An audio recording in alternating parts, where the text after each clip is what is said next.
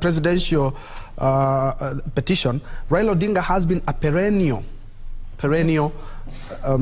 petitioner when it comes to this, and that person is arguing no matter how this goes, either his way or not, he will be credited in fighting the fight and actually trying to solidify our democracy. I don't know how Wakili Gisore you view this, but at the end of the day, despite his hits and misses, because he's had some wins and some losses as well, is that he has enabled Kenya to be a democratic country and also single out some of the things. Because in 2017, what the Apex Court talked about are some of the things that we have been able to implement in our 2022 politics. And at the end of the day, win or lose, he still be credited in solidifying our democracy. Sorry.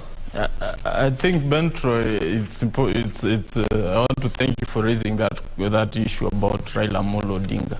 Raila Amolo Odinga is one person who has serious temerity for democracy, if I might say that, because look at the man, look at his journey. He's on a course towards liberating Kenyans through a new constitution, which had dragged on for too long. So we saw his hand in all this process. We saw it in 2007 when the election went sideways. He was able and willing to share the government, as opposed to contrary views, which were telling him he shouldn't share anything. You won. If he was somebody bad, he could not have reneged on that. He actually stands out as a statesman and says, Kenya first. I choose Kenya. I fought for this because I love Kenya, because I want to see a better Kenya.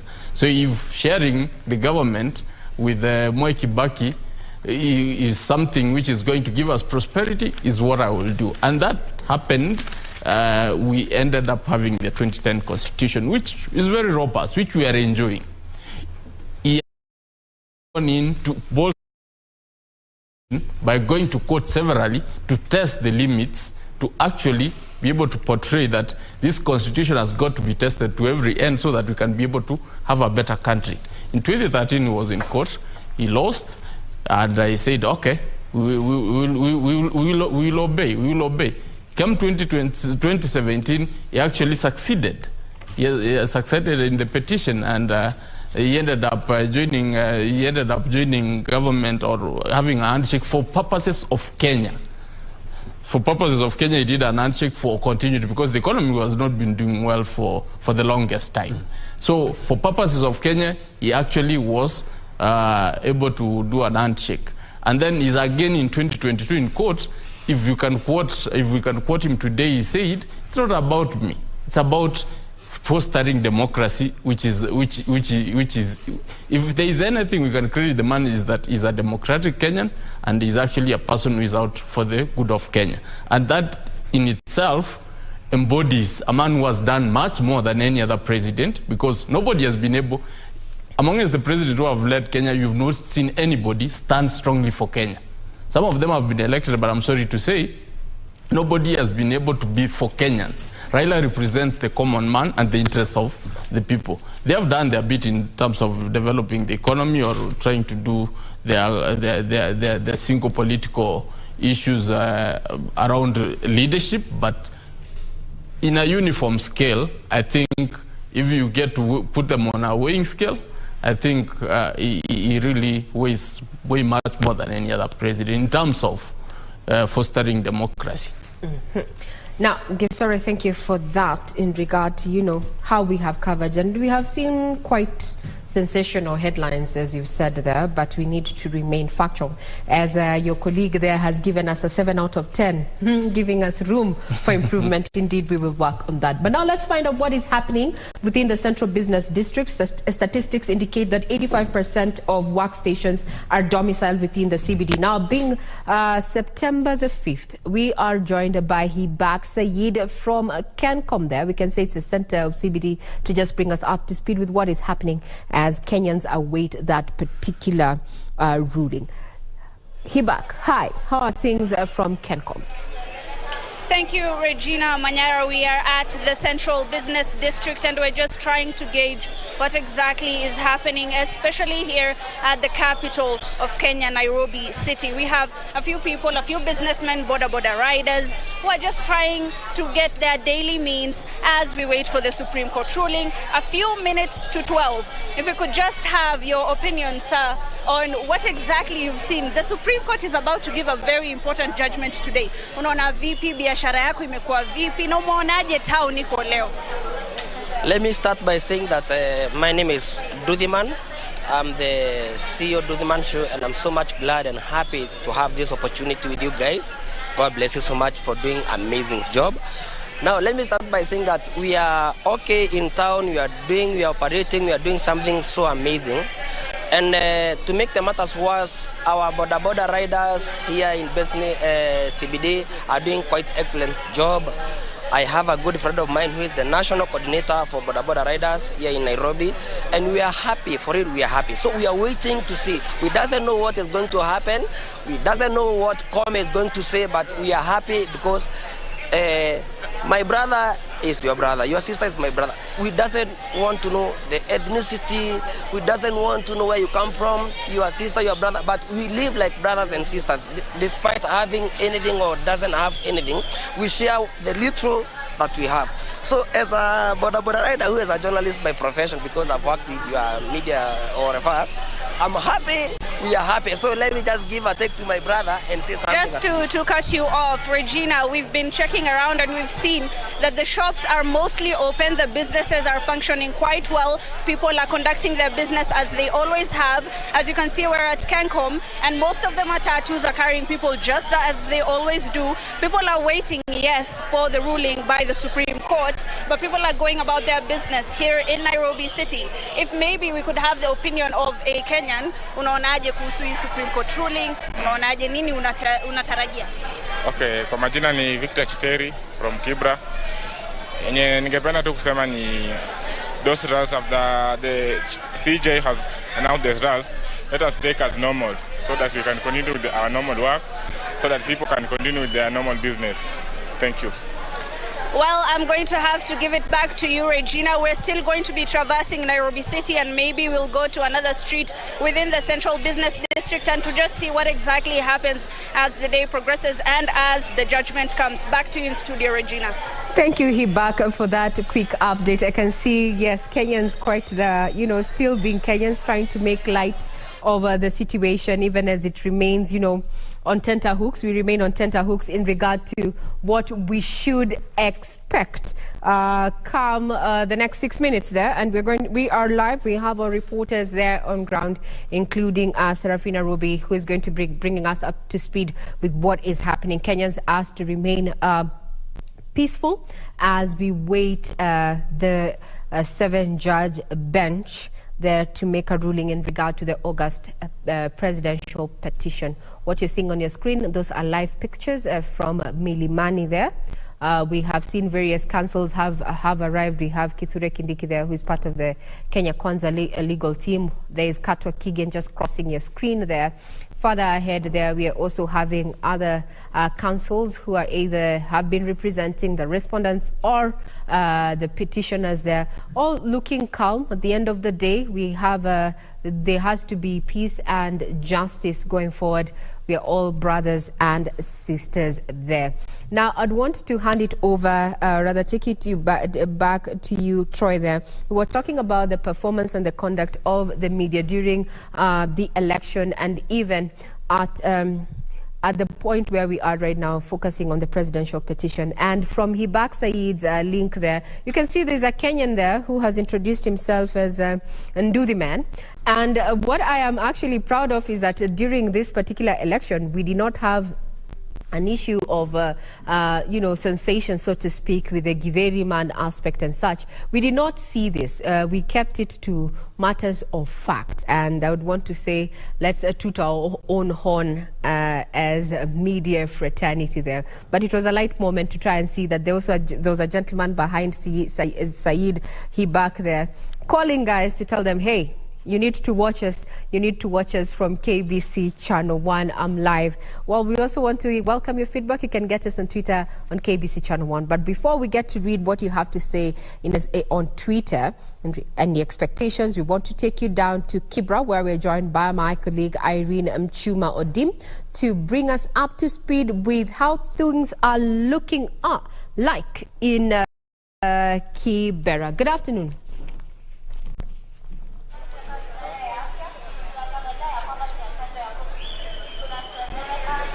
Representing the country.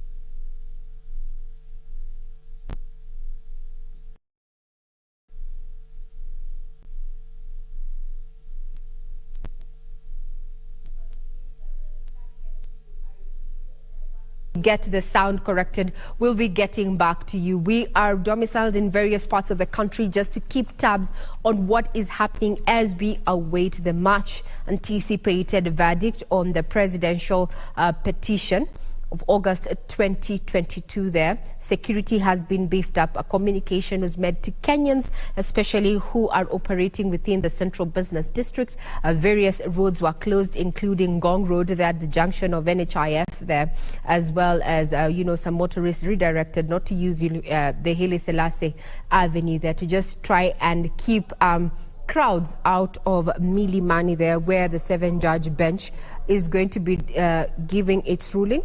Led by Chief Justice Martha Koome. What you're seeing is security outside Milimani Law Courts there. That is a contingent of National Police as well as a General Service Unit. And inside there, we're seeing a council made up of, various, there you go, we have Soweto there.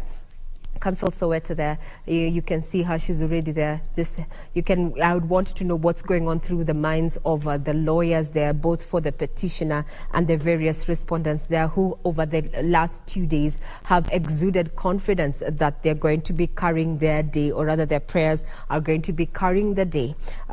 In the next 1 minute, we are expecting the 7-judge bench there. We are seeing Feroz there, Luigi, as engaging Professor Githu Muigai and the legal counsel there, Governor-elect, that is James Orengo. Quite camaraderie there, transpiring between the senior counsels there. So, as we say, it's all in a day. It's all in a day when it comes to matters of litigation, and that there are no permanent enemies. But we asked that Kenyans remain peaceful, and justice, we hope, is going to be served in this particular matter. Yes, that.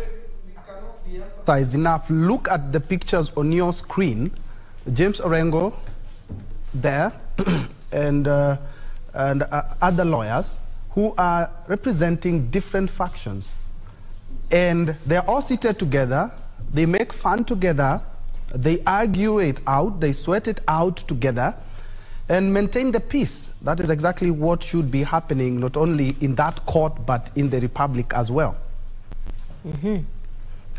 Before we crossed over to Irene, we were talking about how despite the fact that he has had some hits and misses in presidential petition, is that he has been able to bolster our democracy in regards to electoral matters. And I would like to pick Shadrach's mind on the same, is despite that Raila has won and lost some of the petitions, he has actually helped the electoral system in the country. That was an interesting read. I was reading from a journalist as well.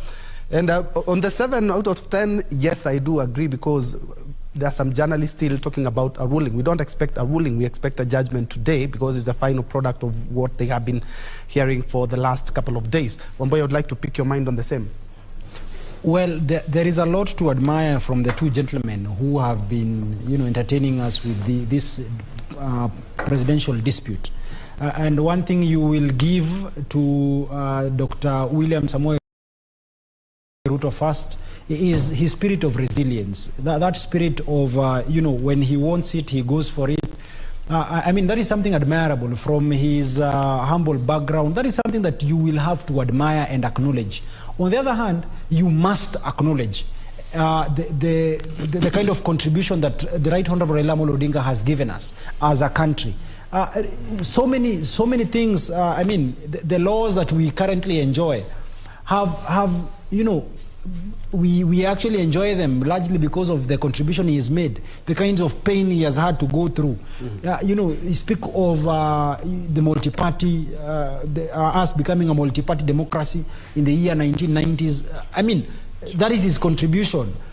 His fight against the Moi utilitarianism, I mean, that is his contribution. Most of us have studied to an extent, and we appreciate the jurisprudence that has been created by Right Honorable Raila Amolo Odinga.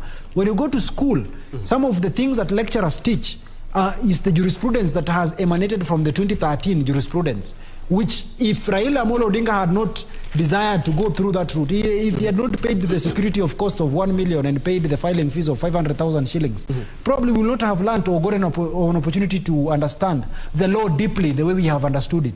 Then, champions are actually made from people who try. Sometimes they fail because if you do not try, there is no likelihood that you will ever succeed, you will fail.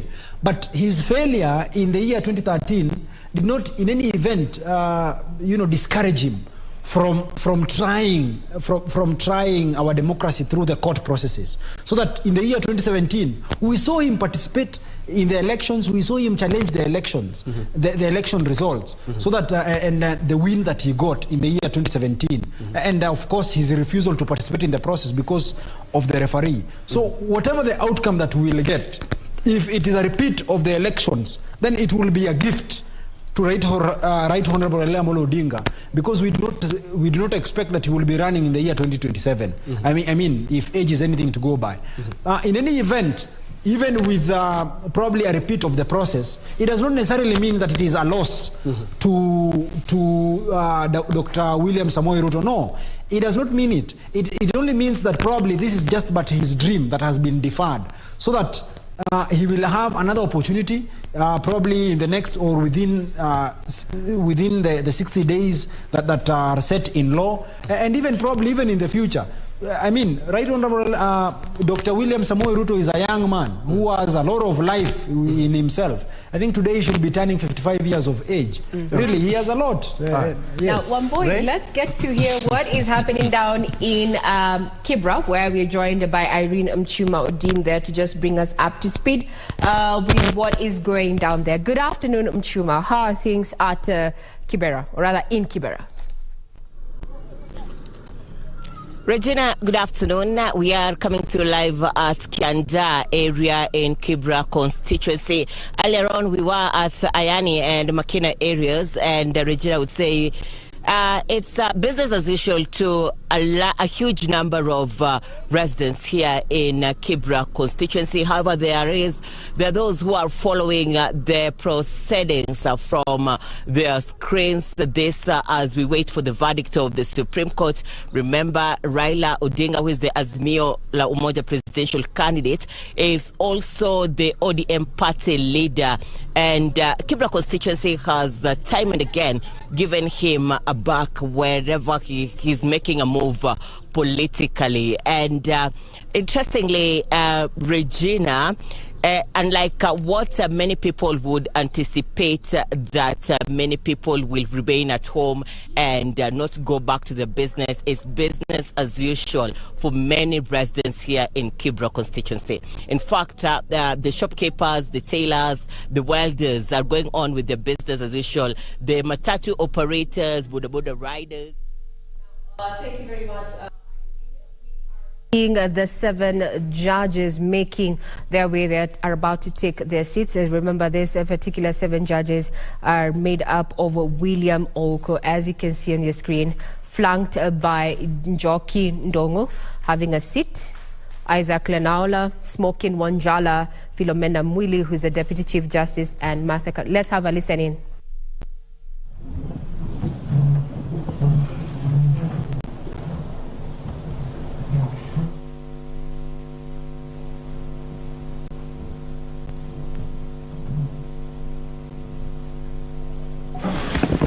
Good afternoon and welcome to the Supreme Court of Kenya for the delivery of judgment presidential election petition number E005 of 2022 as consolidated with E001, E002, E003, E004, E007, and E008 of 2022, Raila Amolo Odinga and 6 others, versus William Ruto and 13 others. The Honorable Chief Justice and the President of the Supreme Court is presiding. Thank you. Very good afternoon, ladies and gentlemen. Yes, this is the judgment of the court, which is delivered pursuant through Rule 23(1) of the Supreme Court Presidential Election Petition Rules 2017 in the presidential election held on the 9th August 2022. This is an abridged version of the judgment. The full judgment will be delivered after 21 days. Kenya is a sovereign multi-party democratic state whose foundations are firmly spelled in the Constitution. The Kenyan people's quest for electoral reforms since independence is well documented. That notwithstanding, and even without going back to the pre-1992 era, every cycle of elections has been highly contested, with the exception of 2002. This speaks to a background of distrust of the administration of our electoral process.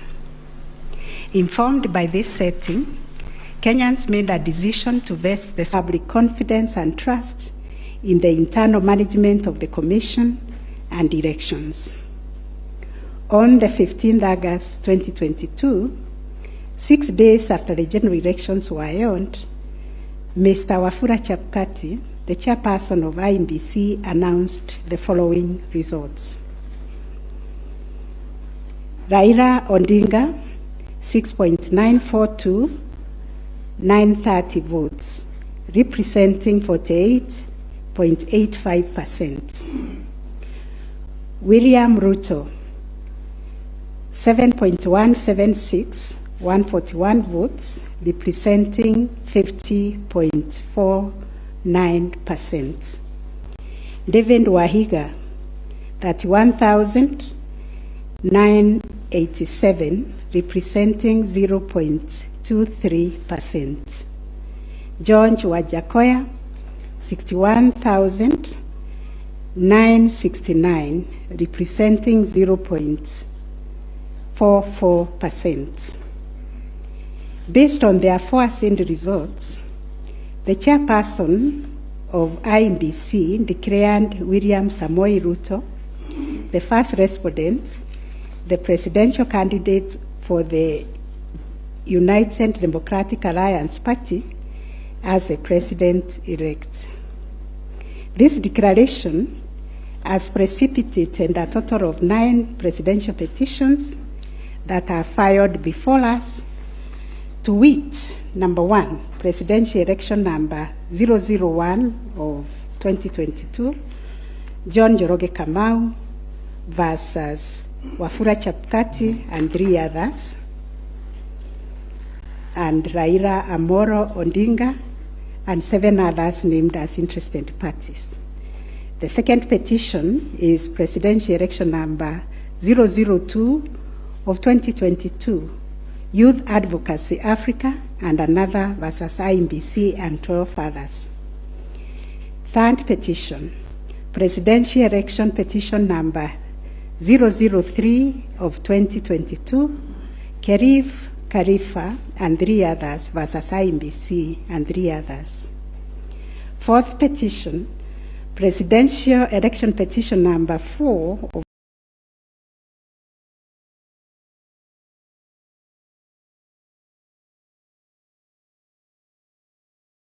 IEBC and 9 others.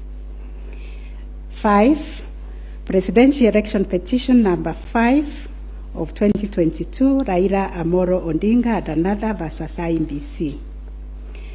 6, Presidential Election Petition number 6 of 2022 by Moses Kuria and others versus Honorable Raila Amolo Odinga and 4 others named as interested parties.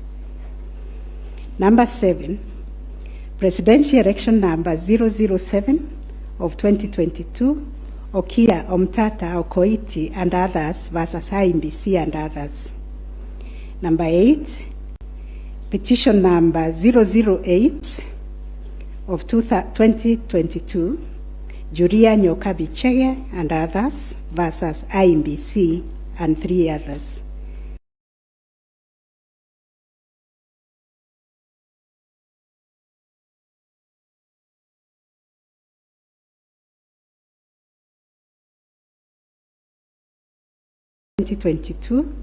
Ruben Kigame Richete versus IEBC and others.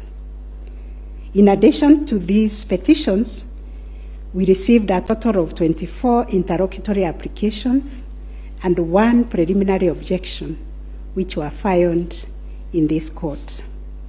2 of the presidential election petitions were struck out. That is petition number 006 and 009 of 2022 for failure to meet the constitutional threshold as set out under Article 140 of the Constitution. On 29 August 2022, this court also admitted 3 amici curiae briefs, the Law Society of Kenya, the Kenya section of International Commission of Jurists, and John Warubengo and 2 others.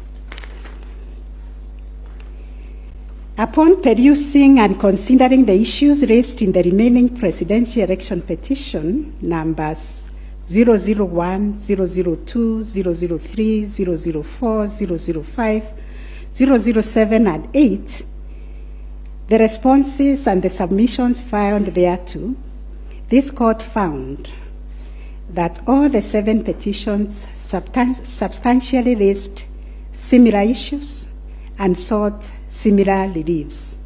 Consequently, on 30th August 2022, this court ordered that the 7 petitions be consolidated and designated Presidential Election Petition number 005 of 2022 as the read file.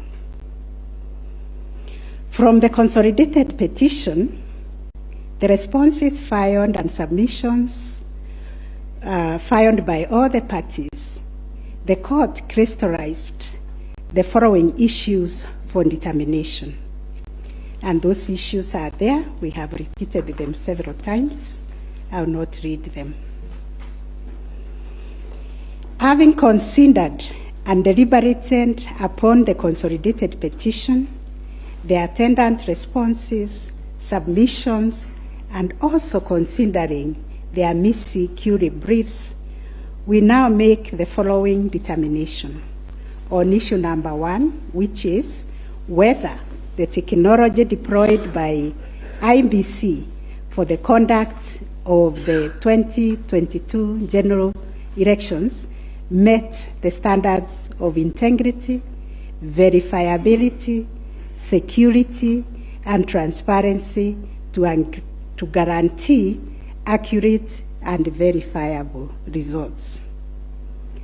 As noted in the introduction, lack of trust in the electoral system has endured in Kenya for a long time. This led to the introduction of electoral technology following recommendations made by the Independent Review Commission on the general elections held on the 27th December 2007, popularly known as the Kriegler Commission report. That report recommended integration of technology into Kenya's electoral process for registration, identification of voters, and transmission of results. These were enacted in Section 44 of the Elections Act 2011.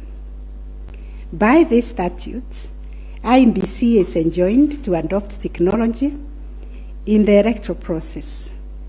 As a consequence, the IEBC developed a technology known as Kenya Integrated Electoral Management System, KIEMS, making Kenya's election process an hybrid as it employed both technology and manual processes. The first, third, and fourth petitioners in the consolidated petition challenge the technology used by IEBC during the 2022 general election. They plead that the manner in which technology was deployed and utilized fell short of the prescribed constitutional and statutory standards. As regards the audit of the register of voters, they urge that IEBC, pursuant to its elections operations plan, committed itself to conducting an audit of the register of voters by 31st March 2022. To the contrary, they arrange it only publicly availed the audit report on its website on 2nd August 2022, which was only 7 days to the elections. Availed the audit report on its website on 2nd, noted that the auditors established serious gaps and risk to the electoral process, including numerous cases of change of voter stations without knowledge or approval of the affected voters. Grant of voter update privileges in IEBC, IDMs, to 14 user accounts and related to voter registration. Reducing the accountability of user activities in the register of voters. Presence of 11 active generic accounts on the MBIS application and the 2 MBIS users with the same logging identification. Risking unauthorized system users, possible interference, change of particulars on the activation of voters in the system. IEBC's failure to set up access, decertification, and user activity review process. And IEBC was also arranged to have failed to respond to requests by auditors for crucial information.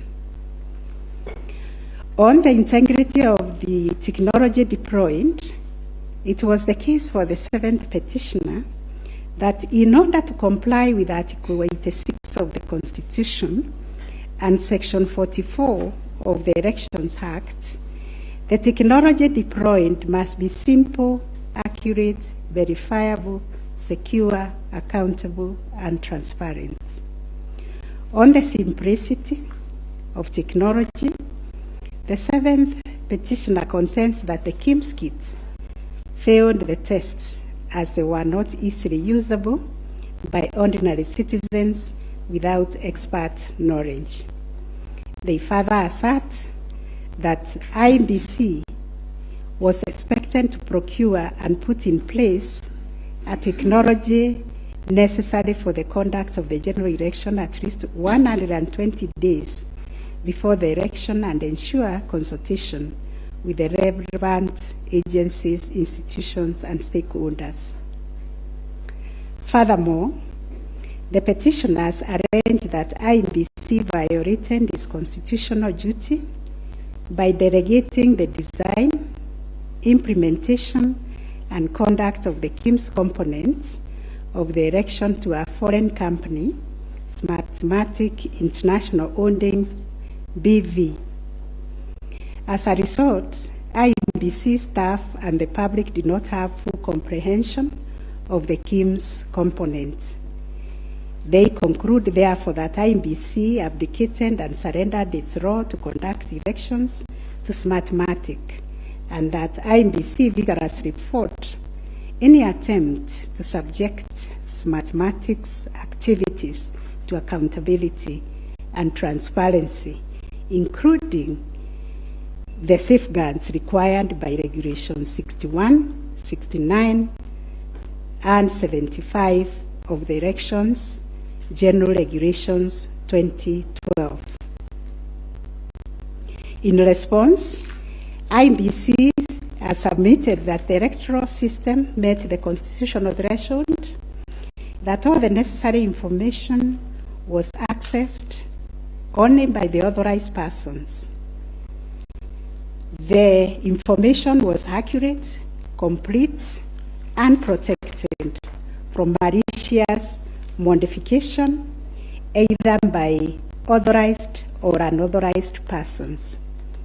IEBC maintained an audit trail on activities related to information, and that the information was available and could be authenticated through the use of various security features. In further response, IEBC contended that they engaged KPMG on 7th April 2022 to conduct an audit of the register of voters, which was submitted on 18th June 2022. In addition, it issued a briefing on the report on 20th June 2022, summarizing the thematic areas therein and disclosing its findings as well as actions taken to remedy the issues identified. It also conducted its annual audit in compliance with Regulations 11 and 12 of the Election Technology Regulations 2017, and a certification of compliance issued to it on 3rd August 2022. IEBC relied on sworn affidavits by Michael Ouma, Moses Sunkuri, and Hussein Majan on 26th August 2022, which were to the effect that it published the interim report by KPMG on 8th June 2022 and embarked on remedial measures aimed at effecting the recommendations ahead of publication of the final report. It was ascertained that it could not publish the full final audit report, as doing so would compromise the integrity and security of the electoral technology system, considering the provisions of the Data Protection Act, which imposes a duty to protect the data of Kenyan voters. On the other hand, the first and second respondents urged that even if there was failure of technology, it did not vitiate the result of the presidential election.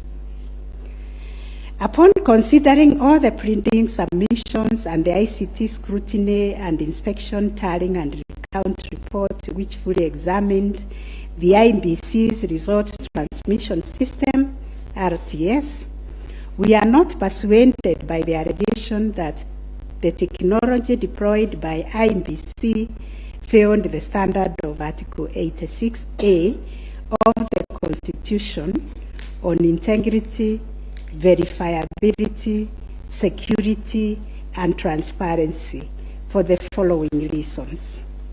1, whereas it is true that the KIMS kit failed in 235 polling stations, 86,889 voters were granted the right to vote manually, and the requisite forms 32A were duly filed. This happened successfully in Kibwezi West constituency and parts of Kakamega County. 2, while the audit report was released to the public 7 days before the 9th August election, The register of voters was used at the election without any apparent anomalies. 3. Smartmatic was procured to provide the necessary technological infrastructure, as IEBC did not have the capacity to do so. No credible evidence meeting the requisite standard of proof of access to the system by unauthorized persons was unused by the petitioners. The scrutiny report prepared by the registrar of this court did not reveal any security breaches of the IEBC's RTS. IEBC successfully deployed a biometric voter register system which captures unique features of a voter's facial image, fingerprints, and civil data to register and update voter details across the country and also in the diaspora. The BVR captures fingerprints and civil data to register and update voter details across the country and also in the diaspora. The BVR captures a voter's facial image, fingerprints, and civil data, which features are unique to each of the voter. In compliance with Section 6A of the Elections Act 2011, IEBC opened the register of voters for verification of biometric data by members of the public for a period of 30 days. Thereafter, the register was revised to address issues arising from the verification exercise. KPMG then audited the register, and we are satisfied that the inconsistencies and inaccuracies identified during the audit were somewhat successfully addressed. The second issue was whether there was interference with the uprolling and transmission of Forms 34A from the polling station to the IEBC public portal. The first petitioner arranged staging that a person who had access to the RTS intercepted, detained, or stored Forms 34A temporarily to convert or manipulate it before uploading it on IEBC's public portal. It is arranged also on 11th August 2022, IEBC dumped over 11,000 Forms 34A on the public portal between 11 to 11:09 hours. To rebut this allegation, IEBC and its chairperson, in their response dated 26th August 2022, denied staging and unauthorized intrusion of the RTS. In that regard, they urged that every image of Form 34A was uploaded immediately after the transmittal of results. The form was received as evidence by the timestamp. Similarly, the first respondent denied these allegations. Our finding: 1, no credible evidence was presented to prove that anyone accessed the RTS to intercept, detain, or store Forms 34A temporarily before they were uploaded to the public portal. The allegation that 11,000 Forms 34A were affected by staging was similarly not proved. 2, the allegation that IEBC, its officials and strangers used a tool to tamper with the Forms 34A before converting them to the portable document format, that is PDF, that eventually appeared on the public portal was sufficiently explained when IEBC demonstrated how KIMS captured and transmitted the image of Form 34A. Accordingly, we dismiss that allegation. 3, during the ICT scrutiny, it turned out that the transmission logs produced in the affidavit of Justice Nyangaya were of no probative value. The registrar's report shows that the original Forms 34A from the contestant polling stations, which were allegedly intercepted, were exactly the same as those on the public portal, and the certified copies that were presented to this court pursuant to the provisions of Section 12 of this Supreme Court Act 2011. 4, regarding the allegation that the integrity of the public portal was compromised, this was disproved by evidence of consistent attributes such as unique timestamps, uniform PDF conversions at the polling stations, correct polling station mapping, and consistent KIMS reporting from verification to transmission of results. 6, the RTS was configured on a virtual platform network, VPN, and the SIM cards locked to a specific polling station. The server was also configured to accept results only from authorized and properly mapped KIMS kits. In our view, the petitioners failed to produce credible evidence to the contrary. 7, a review of some of the logs presented as evidence of staging showed that they were either from logs arising from the 2017 presidential election or were outright forgeries.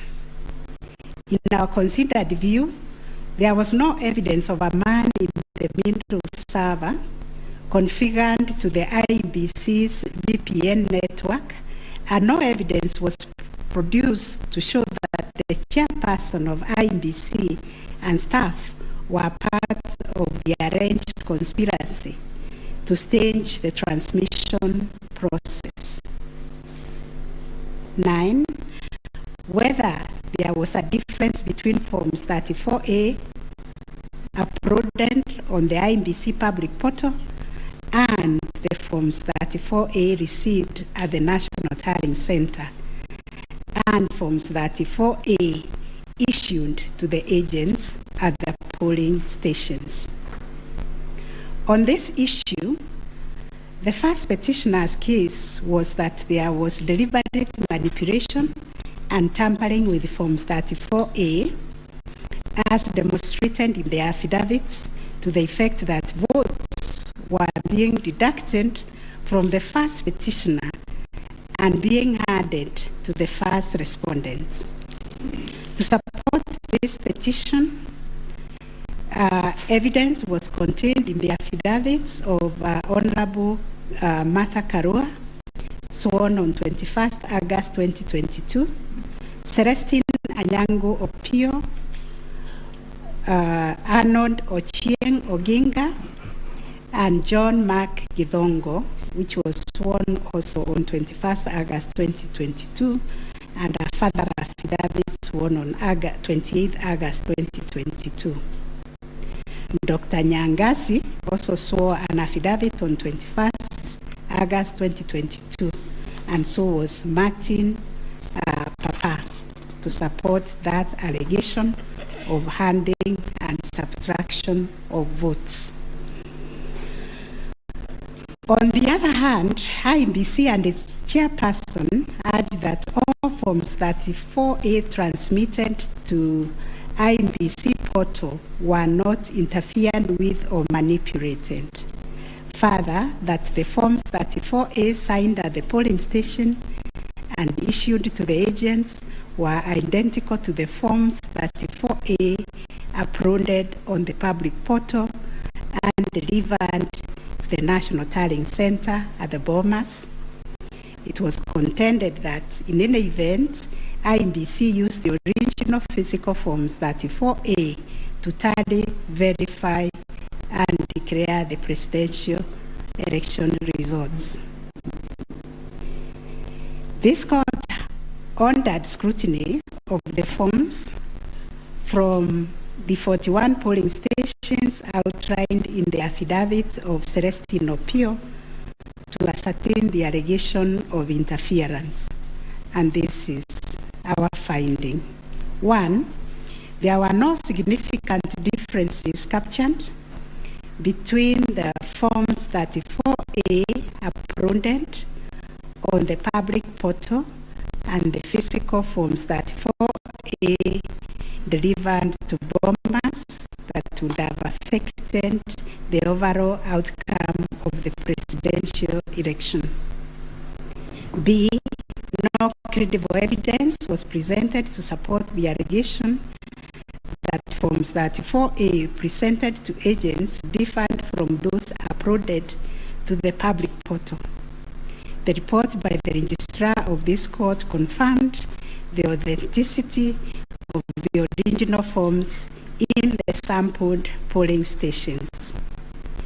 The affidavits of Celestine Opio and Arnold Ochieng Oginga, while containing sensational information, were not credible, as the registrar's report confirmed that all the Forms 34A attached to those affidavits and purportedly given to them by the agents at select polling stations were significantly different from the originals, certified copies, and those on the public portal. The purported evidence of Celestine Opio and Arnold Oginga, sworn in their respective affidavits, are not only inadmissible, but are also unacceptable. It has been established that none of the agents on whose behalf the forms were being presented swore any affidavit, that there is nothing to show that they had instructed both Celestine and Arnold to act for them, yet the two have gone ahead to depone on matters that are not within their knowledge. This court cannot countenance this type of conduct on the part of counsel who are officers of the court. Though it is elementary learning, it bears repeating that affidavits filed in court must deal only with facts which an opponent can prove of his own knowledge, and as a general rule, counsel are not permitted to swear affidavits on behalf of their clients in contentious matters like the one before us, because they run the risk of unknowingly swearing to falsehood and may also be liable to cross-examination to prove the matters deponed. We must remind counsel who appear before this court, or indeed before any other court or tribunal, of the provisions of sections 113 and 114 of the Penal Code that swearing to falsehoods is a criminal offense, and 2, that it is an offense to present misleading or fabricated evidence in any judicial proceeding. Section 114 of the Penal Code states, and I quote, "Any person who swears falsely or makes a false affirmation or declaration before any person authorized to administer an oath or a declaration upon a matter of public concern, and at such circumstances that the false swearing or declaration, if committed in a judicial proceeding, would have amounted to perjury, is guilty of a misdemeanor." One of the most serious losses an advocate may ever suffer is the loss of trust by judges for a long time. Such conduct amounts to interference with the proper administration of justice. The contents of the affidavit of John Mark Githongo, which may contain forgeries, are also dismissed for not meeting the evidential threshold. Those averments contain no more than incredible and hearsay evidence. No admissible evidence was presented to prove the allegation that Forms 34A were fraudulently altered by a group situated in Karen under the direction of persons named in the affidavit and video clip attached to it. As a matter of fact, these two affidavits amount to double hearsay and incapable of being proved at each of the rears. We turn to Form 34A for Gacharaigo Primary School, which was sensationally presented by Madam Judy Soweto, advocate, to show that one Jose Camango accessed the RTS and interfered with the result contained therein. This also turned out to be no more than hot air, and we were taken on a wild goose chase that yielded nothing of probative value. The KIMS kit relating to Songonyo Primary School, which bore the same serial number with another, was admitted by IMBC as an inadvertent manufacturer's error. We are also satisfied that the two kits and other identifying features that were markedly different, including the timestamps and polling code, and therefore nothing turns on this anomaly. Therefore, to the question whether there was a difference between Forms 34A uploaded on the IMBC public portal and those received at the National Tallying Center and those issued to the candidates' agents at the polling station, we have found none.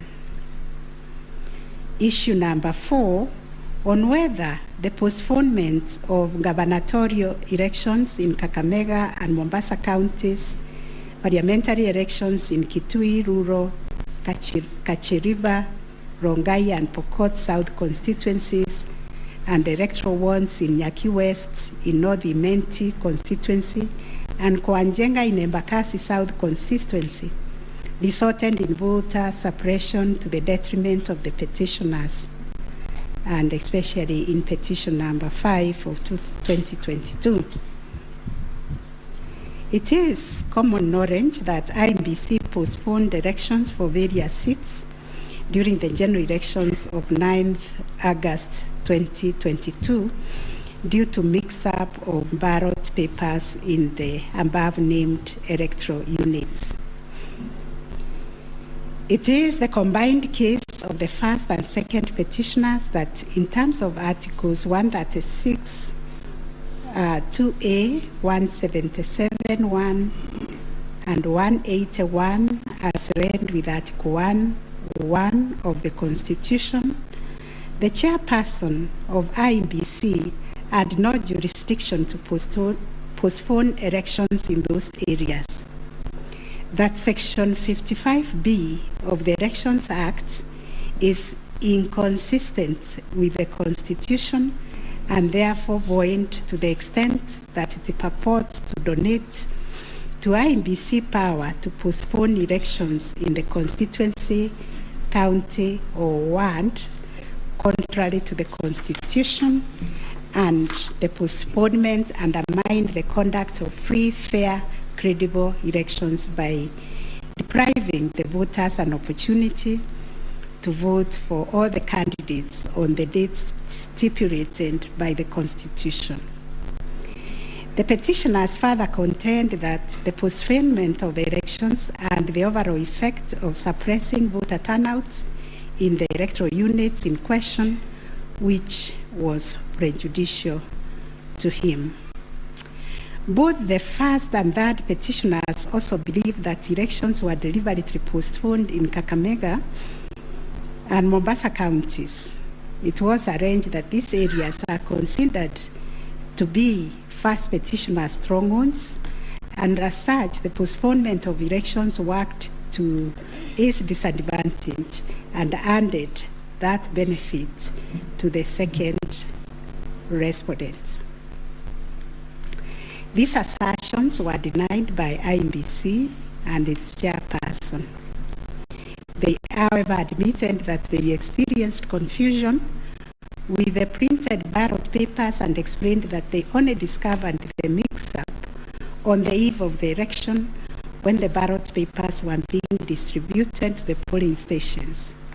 That as a practice, ballot papers can only be opened on the eve of the election day to avoid any mischief, and that by the time the mix-up was discovered, it was logistically impossible to print and replace the ballot papers in time for the elections.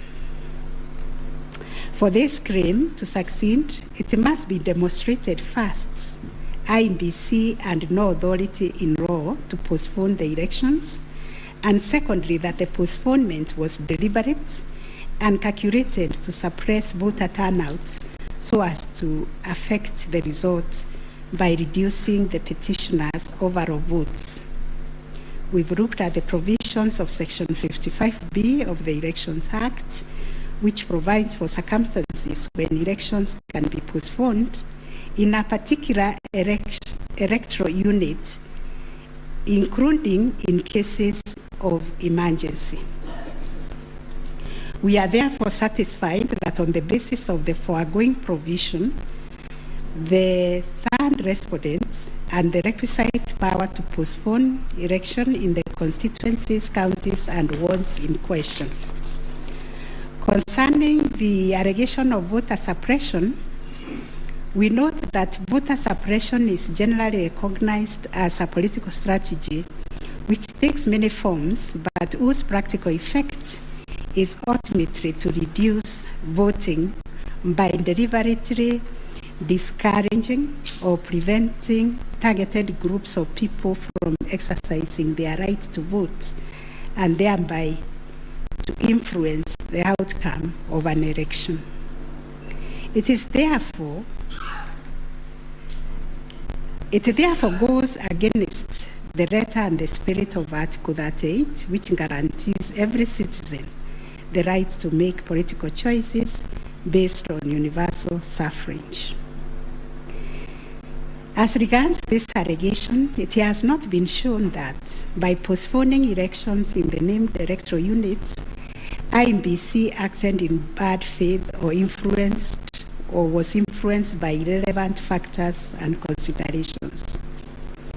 From the explanation tendered, we are satisfied that the postponement was occasioned by a genuine mistake, which in our view could have been avoided and the members and staff of IEBC been more diligent when they went to inspect the templates in Athens, Greece, where the printing of ballot papers was undertaken.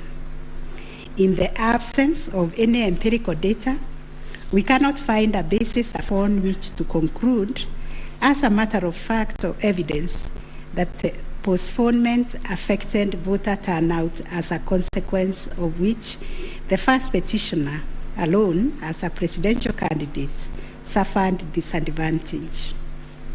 At any rate, the nature of the ballot being an individual decision and secret, there may be other factors to which the turnout in the named units can be attributed.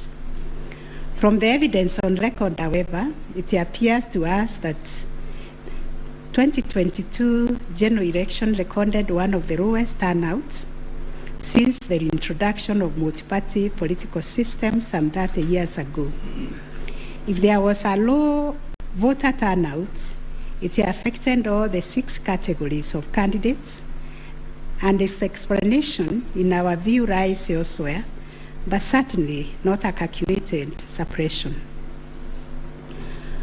On the other hand, in rebuttal to these claims, IEBC illustrated with examples to our satisfaction that there was no nexus between the postponement of elections and voter turnout in the affected units, far from the fact that this claim was undoubtedly just another red herring.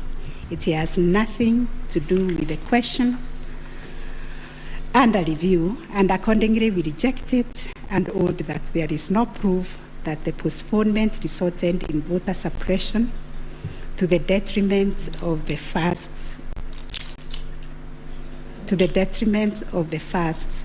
petitioner. Whether there were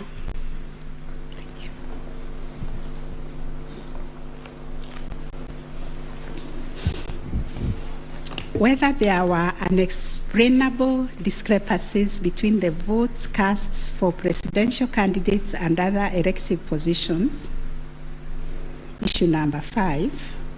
The first petitioner was categorical that there was systemic ballot stuffing in certain counties, mainly in the Rift Valley and central parts of Kenya, where, according to him, a total of 33,208 votes were cast for president only, without corresponding votes for the other elective positions. On the part of IEBC and the chairperson, while acknowledging that indeed in some instances there was vote differential between those cast for president and for other positions, but maintained that they were insignificant, and those instances related to votes by prisoners and citizens in the diaspora who only vote for the president but did not take part in other elective positions. The differential also includes rejected ballot papers and stray votes which do not count as valid votes. The well-established principle that the person who asserts a fact must prove it casts the burden upon the first petitioner to demonstrate that there were instances of ballot stuffing of such a magnitude as to justify the nullification of the presidential election. Ballot stuffing, which is an illegal addition of extra ballots, is a type of electoral fraud aimed at swinging the results of an election towards a particular direction. Not a single document has been presented by the first petitioner to prove systemic ballot stuffing. A figure of 33,208 votes relied on in this claim is based on unproven hypothesis that since the number of votes cast for the president is higher than those for other positions, then, without more, it must follow that there was fraud. We find that fraud is a serious criminal offense, and it must be proved beyond reasonable doubt under Section 5N of the Election Offences Act. It is indeed an offense for a person to vote more than once in any election. IEBC has provided a plausible explanation for the vote differential, citing categories of voters who only vote for the president, such as prisoners and Kenyans in the diaspora. There were an insignificant number of stray votes whose combined effect cannot justify nullification of the election. Finally, on this point, a general election in Kenya comprises of 6 different separate elections held concurrently on the same day. Such elections are held by secret ballot, and one cannot predetermine the voter turnout or how voters will vote in each election. None of the parties has flagged anything so significant that it would have affected the outcome of the presidential election vis-a-vis the other 5 elections held on the same day. We find, therefore, there were no unexplainable discrepancies between the votes cast for the presidential candidates and other elective positions. on issue number 6, whether IEBC carried out the verification, tallying, and declaration of results in accordance with Article 138, 3C, and 138.10 of the Constitution. This issue arises from the printings in all the petitions as consolidated. Based on the said printings, the affidavits sworn in support thereof, and the written and oral submissions by parties, two viewpoints regarding the meaning, scope, and application of Article 138, 3C, and 10 of the Constitution have been advanced. On the one hand, the petitioners submit that pursuant to the foregoing provisions, the role of verifying and tallying of votes as received from polling stations countrywide is vested in the Commission as a corporate entity and not the chairperson of the Commission. It is their argument that the chairperson cannot undertake this task to the exclusion of other commissioners. They submit that the language of Article 138(3)(c) does not envisage a situation where the chairperson can arrogate to himself unfettered authority to verify and tally the results at the National Tallying Center without involving the other commissioners. Such action, they contend, would not only be unconstitutional, but would be sufficient ground without more to nullify an election of a president-elect. In support of their argument, the petitioners cite the Court of Appeal decision in IEBC versus Maina Kiai and 5 others as affirmed by this court in the case of Raila 2017. The petitioners further submit that Regulation 87(3) of the Election General Regulations is unconstitutional to the extent that it purports to vest the power of verification and tallying in the chairperson of IEBC. On the other hand, the first, second, and third respondents submit that power to verify, tally, and declare results of a presidential election at the National Tallying Center is the exclusive preserve of the chairperson of IEBC. According to them, there is nothing unconstitutional about Regulation 87(3) of the Elections General Regulations. The said regulation, the respondents submit, makes no mention of commissioners other than the chairperson. At any rate, the respondents argue Article 138(3)(c) of the Constitution does not envisage a situation where it is the commissioners who personally undertake the task of verifying and tallying the results as entered into the thousands of Forms 34A. Such an undertaking would be humanly impossible, they submit. For good measure, the respondents submit that Section 11A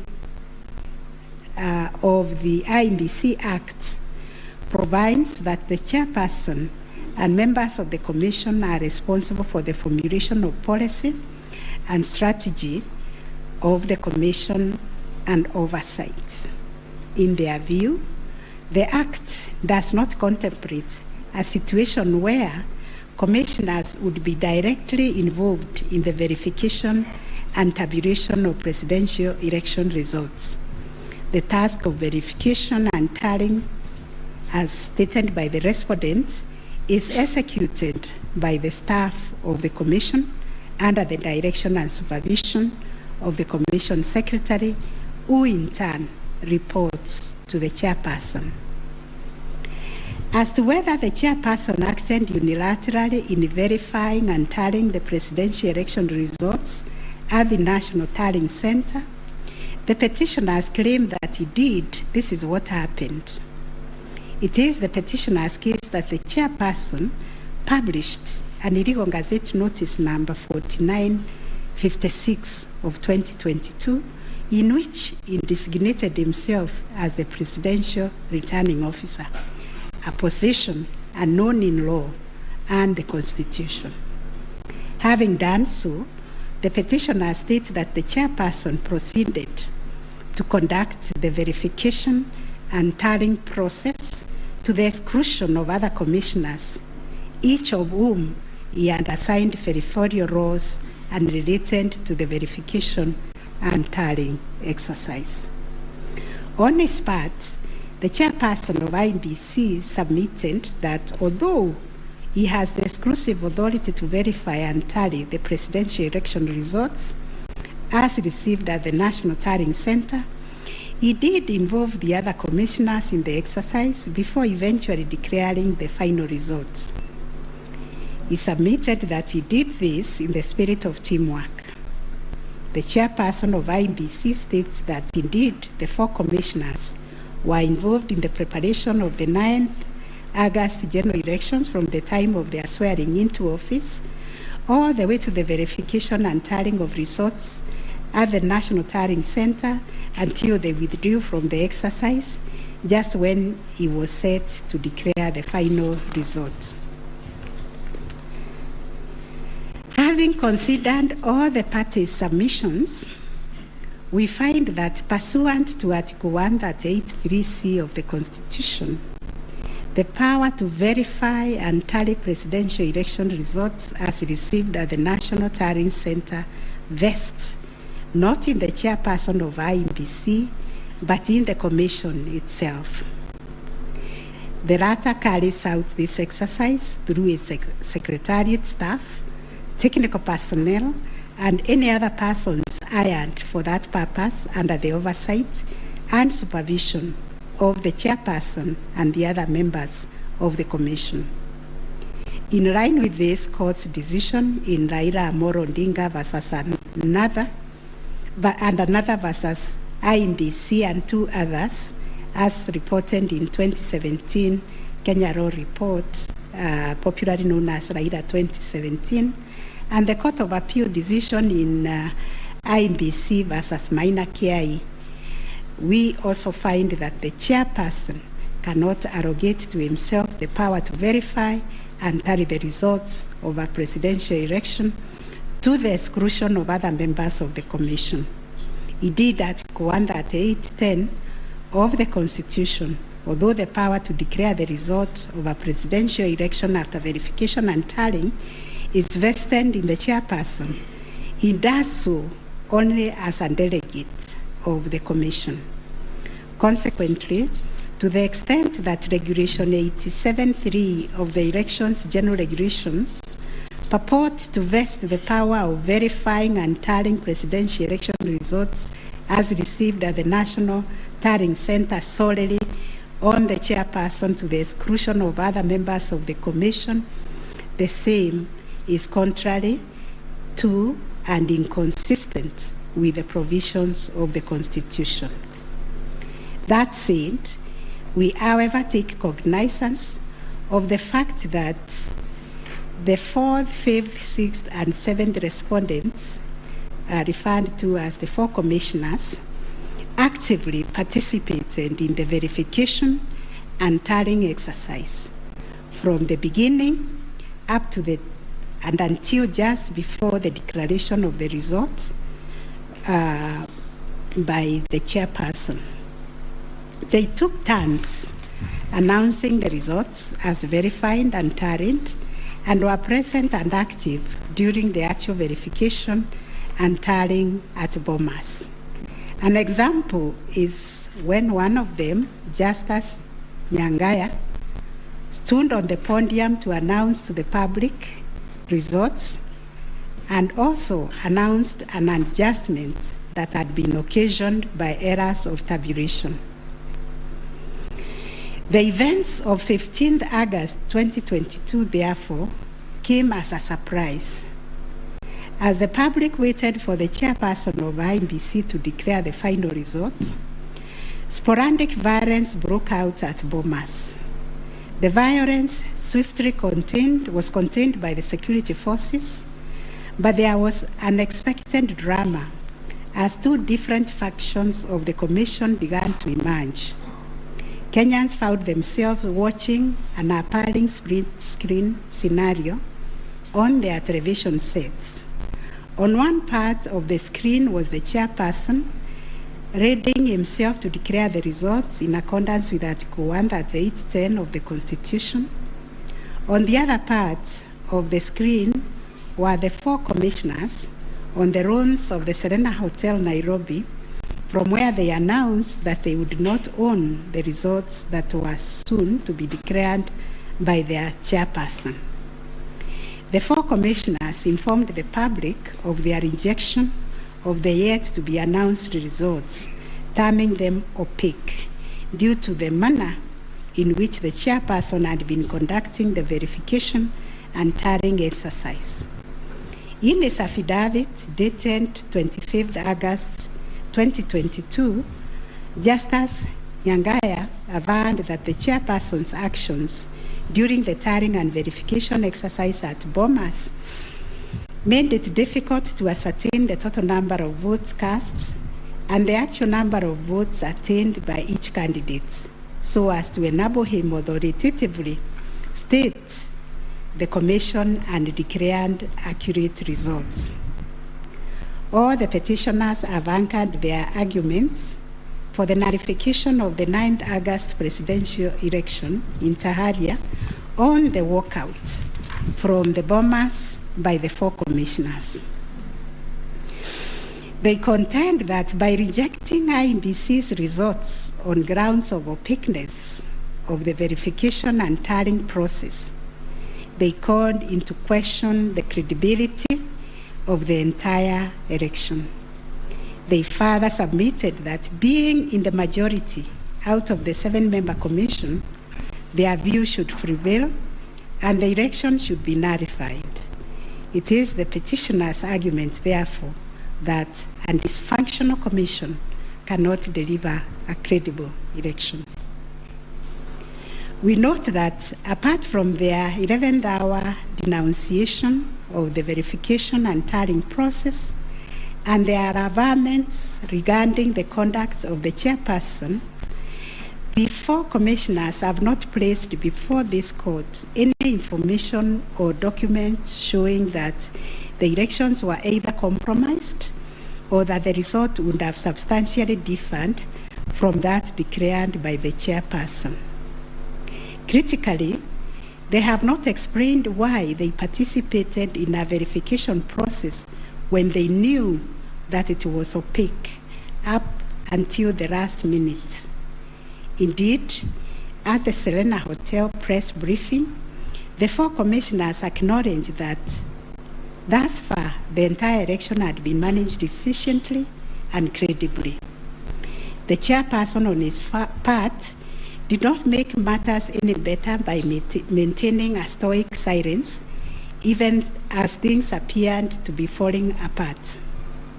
All this, in our view, points to a serious malaise in the governance of an institution entrusted with one of the monumental tasks of midwifing our democracy, an institution that obviously needs far-reaching reforms, of which we shall say more in our detailed reasons. But are we to nullify an election on the basis of a last-minute boardroom rapture, the details of which remain scanty and contradictory between the chairperson of the commission and some of its members? In the absence of any evidence of violation of the Constitution and our electoral laws, how can we upset an election in which the people are participating without hindrance, as they made their political choices pursuant to Article 38 of the Constitution? To do this would be tantamount to subjecting the sovereign will of the Kenyan people to the quorum antics of IEBC. This we cannot do. Clearly, the current dysfunctionality at the Commission impugns the state of its corporate governance, but does not affect the conduct of the 2022 election. In view of the foregoing, we are satisfied that notwithstanding the divisions apparent between the chairperson and the 4 commissioners, IEBC carried out the verification, tallying, and declaration of results in accordance with Article 138, 3C, and 10 of the Constitution. Issue number 7, whether the declared President-elect attained 50+1 of all the votes cast in accordance with Article 138 of the Constitution.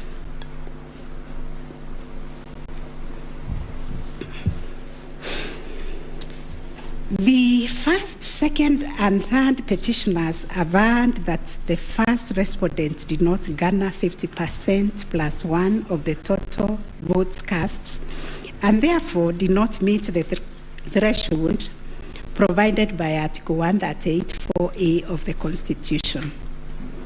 They anchored their claims on the basis that in order to determine whether a candidate has attained 50%+1 of the votes cast, this ought to be calculated based on the total number of votes cast, excluding rejected votes. They argued that 50% of 14,353,165 votes, in their view, were the variant votes cast, which amounted to 7,176,582.77 votes. They therefore contended that by attaining 7.176141 votes, the first respondent did not meet the constitutional threshold to be declared president-elect. Supporting the claim that the first respondent did not meet the 50+1 constitutional threshold was the 6th petitioner. His contention was founded on the backdrop of a press briefing issued by the chairperson of IEBC after the official closure of voting on 9th August 2022. According to the 6th petitioner, the chairperson of IEBC announced that the voter turnout was 65.4% of the total number of registered votes based on the verification of the KIMS kits which were functional during the process of voting. In addition, the 6th petitioner urged that the voter turnout of 65.4% did not include some 238 polling stations where the KIMS kit had malfunctioned, necessitating use of the manual register. It was therefore urged that the minimum number of votes cast could not be less than 14,466,779. Additionally, that this number was bound to increase once the number of votes from the areas that used the manual register were included. The 6th petitioner further claimed that a summation of the minimum number of votes cast and untallied manual votes would represent the actual voter turnout. In challenging the declaration made by the chairperson of IEBC, the 6th petitioner averred that the final tally, published in Form 34C, only accounted for 14,326,641 votes cast, including some 113,614 rejected ballots. The 6th petitioner contended that this tally did not factor in some 140,138 votes cast using the manual register. The 6th petitioner computed this number by subtracting 14,326,641 declared votes cast from 14,466,779 779 generated by the sixth petitioner as representing 65.4% of the voter turnout. Referring to the tallies in Form 34C, the sixth petitioner summed the number of votes cast for each candidate as follows. Raila Odinga, 6,942,193. William Ruto, 7,176,141. Wahiga Mwaura, 31,987. And George Wajakoya, 61,969, adding to a total of 14,213,027. He then added 140,138,000 arranged to be entered in the votes, and this yielded a total of 14,353,165 total valid votes, which the sixth petitioner used to compute the percentages garnered by each candidate as follows. William Ruto, according to him, garnered 49.9%. Raila Odinga, 48.3%. Wahiga, 0.22%. And Wanjakoya, 0.3%. It is on this basis that the sixth petitioner grounded the claim that none of the candidates met the constitutional threshold as set out in Article 138(4)(a). IEBC and its chairperson disputed the sixth petitioner's claim.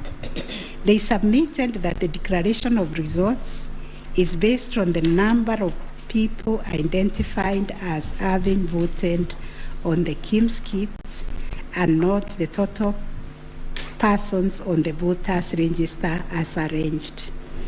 They contended that the final voter turnout, comprising of the voters who were identified through the KIEMS kits and those who voted manually, was 64.76% and not 65.4% as arranged by the petitioners. They urged that the announcement error by the chairperson of IEBC on 10th August 2022 was immediately clarified during the same press briefing. And evidence of this correction was provided to this court in an affidavit of the first and second respondents in Presidential Election Petition number 7 of 2022.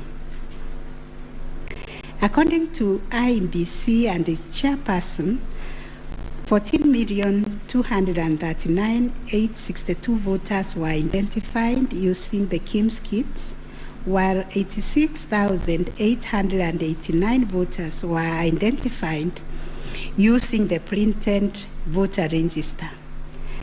Therefore, the total valid votes cast were 14,213,137, while the total number of rejected ballots were 113,614, constituting 14,326,751 total votes cast. They illustrated that the first respondent garnered 7.176,141 votes against 14,213,137 total valid votes cast, yielding a percentage of 50.49 to meet the requisite constitutional threshold for a candidate to be declared president-elect. In the upshot, the percentage attained by each candidate was as follows. Raila Odinga, 48.84%, William Ruto, 50.48%, Wahiga Mwaura, 0.22%, and George Wanjakoya, 0.43%. IEBC and its chairperson also submitted that the KIEMS kits malfunctioned in 235 polling stations, necessitating the use of the printed voter register. In these polling stations, backup KIEMS kits were later deployed for purposes of results transmission. The first respondent, in response to the question of 50+1 constitutional threshold, maintained that he attained the threshold under Article 138(4) of the Constitution as elaborated by the IEBC and the chairperson. This court has considered the differing formulas and threshold arguments presented by various parties to this petition, while the first, second, and third petitioners raised pertinent questions connected to this issue. We shall address them together with those of the sixth petitioner, who has addressed and focused on the issue as specifically framed in detail. It must be restated that the case made by the sixth petitioners concerns a data-specific threshold as enunciated under Article 138(4) of the Constitution, that without attainment of which there can be no declaration. This data-specific threshold is what this court declared in John Aaron Mwau and two others versus IEBC and others. Petitions numbers 2 and 4 of 2017, consolidated, referred to as the ultimate yardstick for determining the winner in a presidential context. In Raila Odinga and 5 others versus IEBC, petition number 5, 3, and 4 of 2013, this court asserted that rejected ballot papers do not constitute a vote cast to be included in calculating the final tally in favor of a presidential candidate. We are not persuaded by amicus curiae's brief, that is Law Society, who attempted to persuade us to consider our position on this finding. We reiterate that rejected votes cannot be taken into account when calculating whether a presidential candidate attained 50% plus 1 of the votes cast in accordance with Article 138(4) of the Constitution. Similarly, in the same Raila 2013 case, the court further laid down the parameters of burden and standard of proof in electoral disputes. More specifically, the burden and standard of proof required in disputes challenging the outcome of a presidential election. And this is what the court said, I quote, "In the case of data-specific electoral requirements, such as those specified in Article 138(4) of the Constitution, for an outright win in the presidential election, the party bearing the legal burden of proof must discharge it beyond any reasonable doubt." The question that follows was whether the petitioners challenging the attainment of 50% plus 1 constitutional threshold and the computation by the sixth petitioner in general met the standard of proof settled by this court in Raila 2013 case. The premise of the sixth petitioner's percentage computation was a press briefing made by the chairperson of IEBC on 10th August 2022, when the evidential burden shifted to IEBC and its chairperson, as it does in election cases. They produced video evidence correcting the percentage voter turnout to read 64.6 at the time of the briefing. This percentage, however, did not include reports from all the KIMS kits and 86,889 voters who were identified manually using the printed register of voters. In our view, the assertion by the sixth petitioner that the percentage voter turnout was firstly predicated on the uncollected percentage given by the chairperson of IEBC was negated by evidence adduced to prove the correction. Secondly, the sixth petitioner based his percentage of voter turnout on the total number of registered voters, while the chairperson of IEBC made reference in the press briefing to the number of registered voters who were identified through the KIMS kits progressively. The sixth petitioner also asserted that rounding off of votes cast in a presidential election as a means of assessing the threshold under Article 138(4) of the Constitution kills and bars voters, which is illegal and unconstitutional. We have deliberated on this proposition and found that it is not mathematically sound and that the rounding off done by IEBC and the chairperson was correct. Consequently, we find that the petitioners did not provide a watertight case to warrant the setting aside of the results of the presidential election on the basis of not having met the threshold provided under Article 138(4)(a) of the Constitution. On the voter turnout, therefore, we find that the formula predicated on the number of voters identified through KIMS kits progressively and used by IEBC and the chairperson to generate a percentage of 64.76% was correct.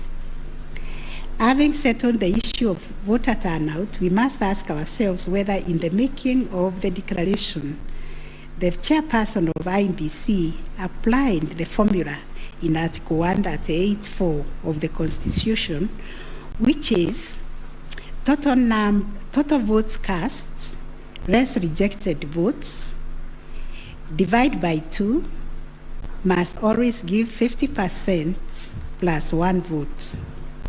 Given the numbers that were presented to us by IEBC and the chairperson, this will translate to 14,213,137 divided by 2 plus 1, which makes 7.106569. The question that must inevitably follow is whether this formula, when applied, will confirm that 7,106,569 votes is less than 7.176,141, which represents the number of votes received by the first respondent. We find that it is, as such, on the basis of the foregoing formula and from the numbers provided by IEBC and the chairperson and the declaration by the chairperson of the president-elect on 15th August 2022, it is our finding that the declared president-elect attained 50% plus 1 of all the votes cast in accordance with Article 138(4) of the Constitution. Issue number 8, on whether there were irregularities and illegalities of such magnitude as to affect the final result of the presidential election. Although the petitioners have provided numerous averments pointing to possible irregularities and illegalities marked by failure of technology, arranged voter suppression, printing and utilization of Book 2 of 2, EU preparation by the IEBC and its chairperson, commission indiscretions, transposition anomalies, agent absence, and many others, we are of the view that the pointed illegalities and irregularities were not of such magnitude as to affect the final result of the presidential election. We will delve deeper into the details of this issue in our recent judgments. Last issue, what reliefs and orders can the court grant?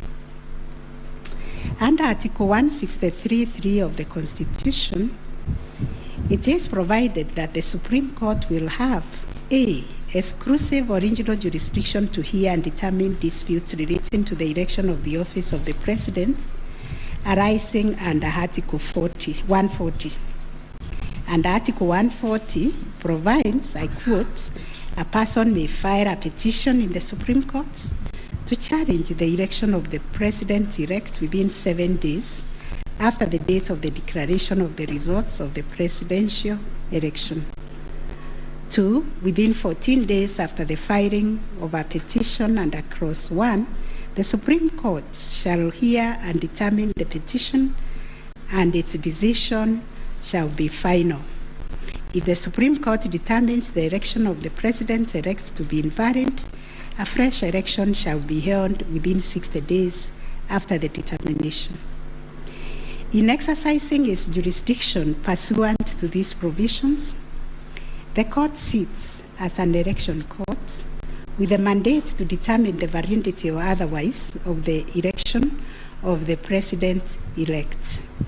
It is clear to us that the jurisdiction of the court is quite circumscribed in terms of the orders or reliefs it can grant following the hearing and determination of the election petition under Article 140 of the Constitution.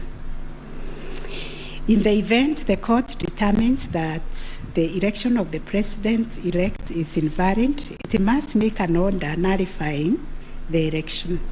Consequently, it has also to make an order directing IEBC to hold a fresh election within 60 days after the determination. Should the court determine that the election of the President-elect is valid, it shall issue a declaration to that effect.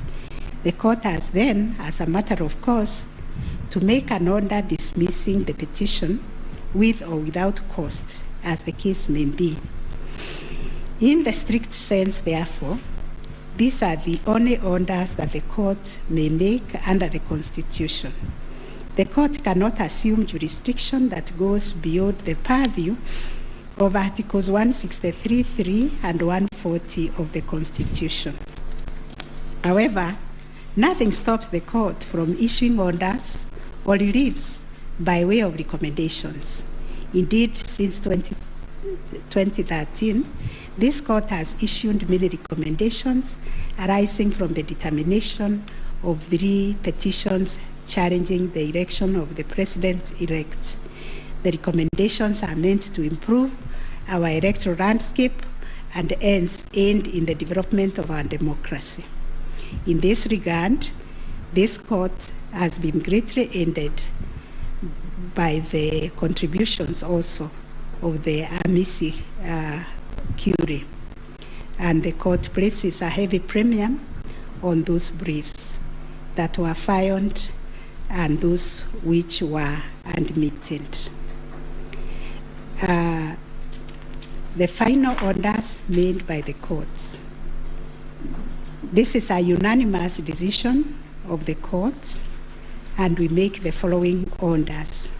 1, the presidential election petition number E005 of 2022 as consolidated with the presidential election petition numbers E001, 2, 3, 4, 7, and 8 of 2022 are hereby dismissed. As a consequence, we declare the election of the first respondent as President-elect to be valid under Article 143 of the Constitution. This being a matter cutting across the public interest, we order that each party do bear their own costs. It is so ordered. And finally, the court has asked me to also acknowledge, although we'll do it in the long draft, the enormous contribution made by counsel in these proceedings, and also the orderly way the counsel, all the advocates and parties conducted themselves. They remained seated throughout the proceedings. That is the judgment of the court, a unanimous one. We shall issue a media summary to help the media summarize the case. I think that is all. Thank you very much for coming.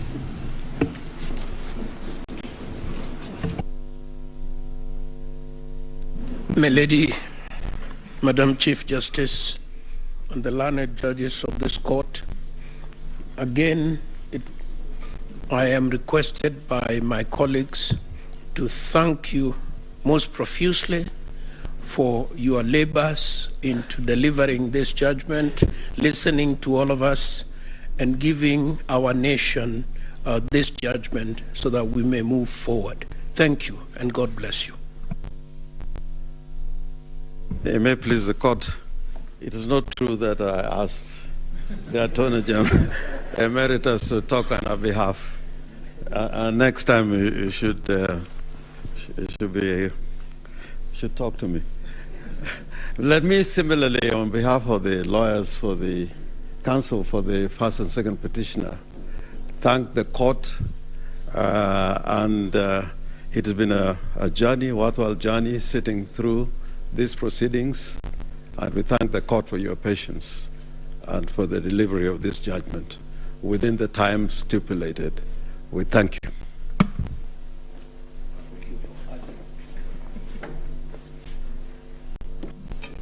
Madam President, members of the court, I wish to request just a couple of minutes for the chairperson of the Law Society of Kenya to make a few remarks in appreciation of the work that the court and Kenyans have done on this exercise, if you allow. Thank you. I call upon Mr. Eric Theuri to come and make his remarks. It is also his birthday. I would have sung happy birthday for him.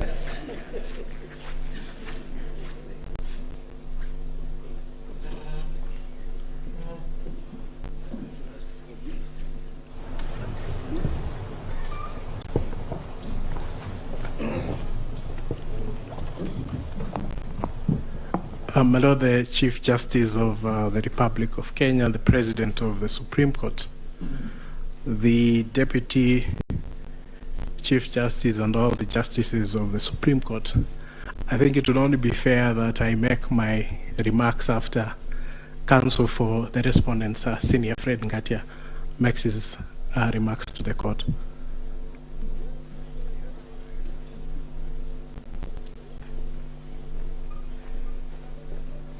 Madam Chief Justice, thank you very much. It's so kind for the President to acknowledge that age goes before youth. Mine is to thank the court, to thank my learned friends for the effort we all expended. We thank this court for clarifying certain issues, and we look forward to a less corrosive 2027. Thank you very much.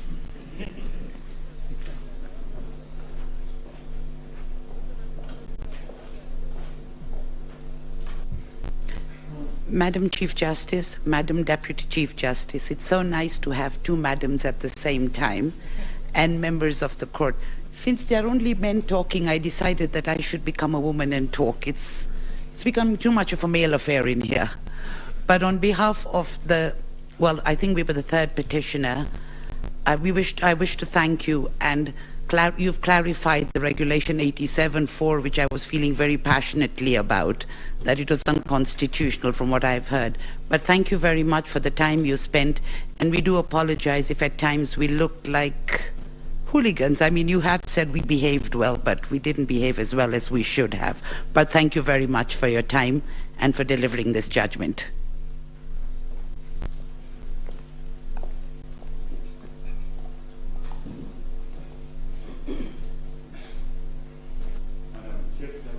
Madam Chief Justice, Madam Deputy Chief Justice, members of the court, I, on behalf of Attorney General, take this opportunity to thank you most sincerely for a great job done and for the courage to clearly define the limits of the law, which will help us empower IEBC on the way forward, and hope that this might be the last of the petitions after elections once we carry out a proper elections based on your guidelines. Thank you.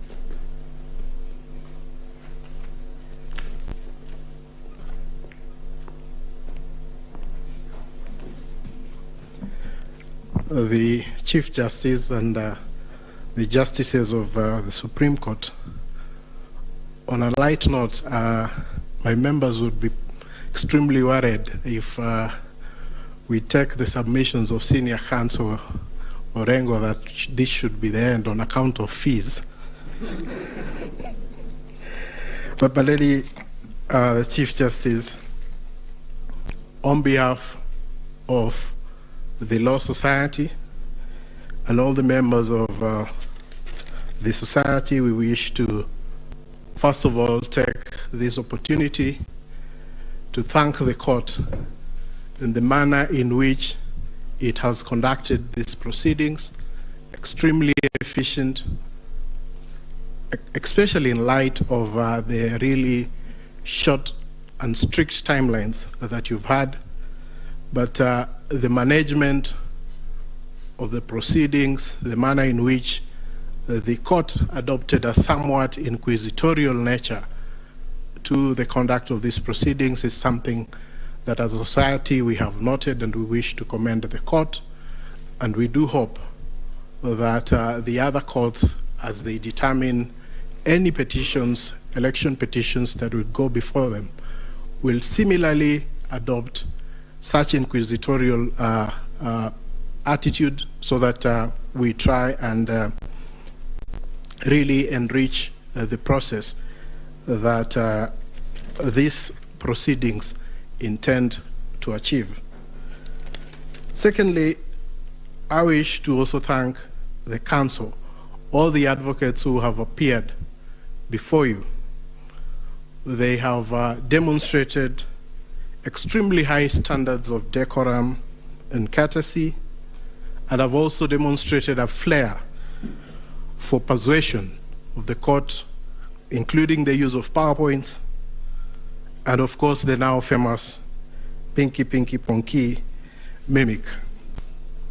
But all that really, I'm sure, has demonstrated, especially to the younger members of the society, how to conduct themselves before the court and how to really prepare a persuasive brief. And we thank all the advocates who appeared before this court for the good work that they have done.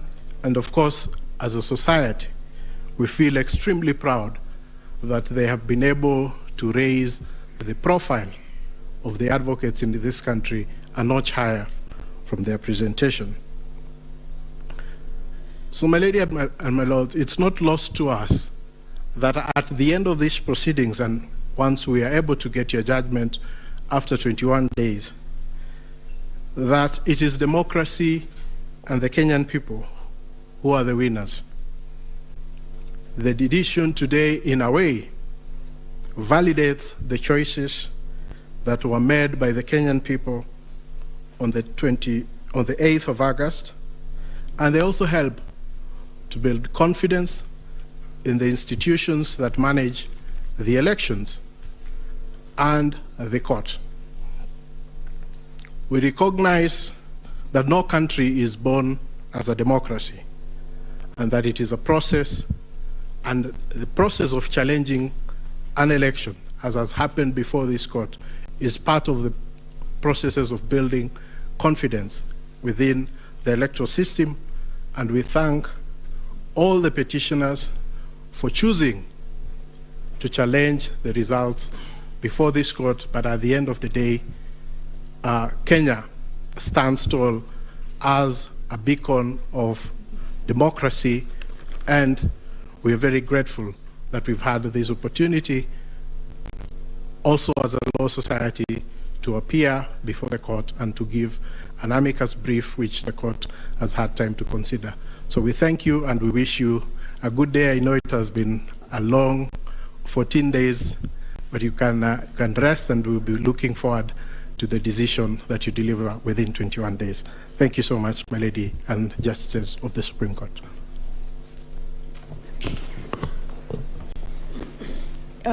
Thank you, Mr. President. I have been asked by the President of our court to react to your submissions, and in so doing, I am obliged to say that we are truly humbled by the statements that you have just made. more humbled because those statements come from both sides of the divide. And thank you for appreciating what we have to do within a very short while. Thank you for appreciating that it wasn't our wish that we were doing what we were doing. We were doing the wish of the Constitution of Kenya 2010, the laws of the Republic, the facts of the cases that you placed before us, and the evidence in rebuttal. We know that, and we have repeatedly said this, the President and I, whenever we have had time to talk to you in other fora, that we are incomplete without this side of the bar. We are incomplete without the advocates. We thank you. We will get opportunity to do that in the main judgment, in the reasoned judgment. But we really appreciate your industry. We were impressed by the submissions you took. And we were impressed, and we said this the last 3 days, I'll tell you something about that in a minute, by how deeply you believed in your clients' cases. That we think is a mark of an extremely grown legal profession, and we ask that you do not bring the bar down. You keep taking it up. In any contest of whatever nature, and even if we say there are no winners and losers, and even if we say that the winners are the Constitution and the people of Kenya, the truth is that some 6 million Kenyans will not be happy today. But that's the nature of the work we do. What we hope, and we hope you can advise your clients and our brothers and sisters that are the Kenyan people, that that is what was expected. One side had to win. One side had to be in total or a great extent of compliance with the Constitution and electoral law than the other side. That's how we saw it. We thank you very much. We, the 7 of us, have not slept since we parted company on Friday. I think it is showing on our faces. And we thank you that you appreciate that we work under difficult circumstances, especially because of time. As ground rules, we agreed when we left you here on Friday that we would not pick any of your calls. A lot of you called us, but we just couldn't pick your calls. And I hope you understand that we couldn't. We saw that you were trying to call us, but we just could not pick the calls. I hope you understand. And now if you allow us, again, on behalf of these 7 men and women, thank you very much for appreciating what we have to do. Thank you for giving us the honor to serve this country in these capacities. And let's hope that we can continue to grow our democracy this way. And thank you very much for everything you also do for the country. And now you allow us to go home and sleep. Thank you. The court is adjourned.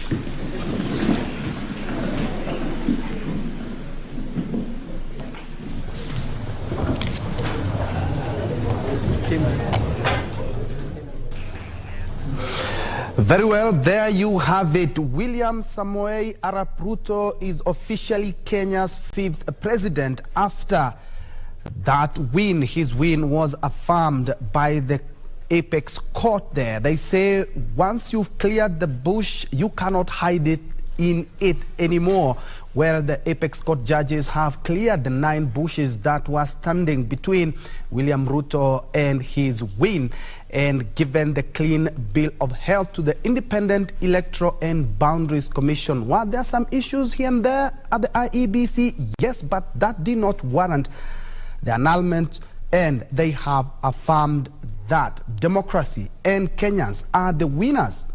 All the 7 judges, it was a unanimous decision, all the 7 judges have upheld that win. Ray? Ray? Indeed, yes. I was just thinking about those 9 bushes there. And there was one of the issues that rather came out, and this one we actually even saw. Yeah, indeed, William Ruto is the president-elect, and as soon as he is sworn in next week on Monday, then he officially gets into the Kenyan history books as Kenya's 5th president. That is after all the 7 judges said yes indeed. And talking about bushes or the petition, the final orders being the presidential petition has been dismissed.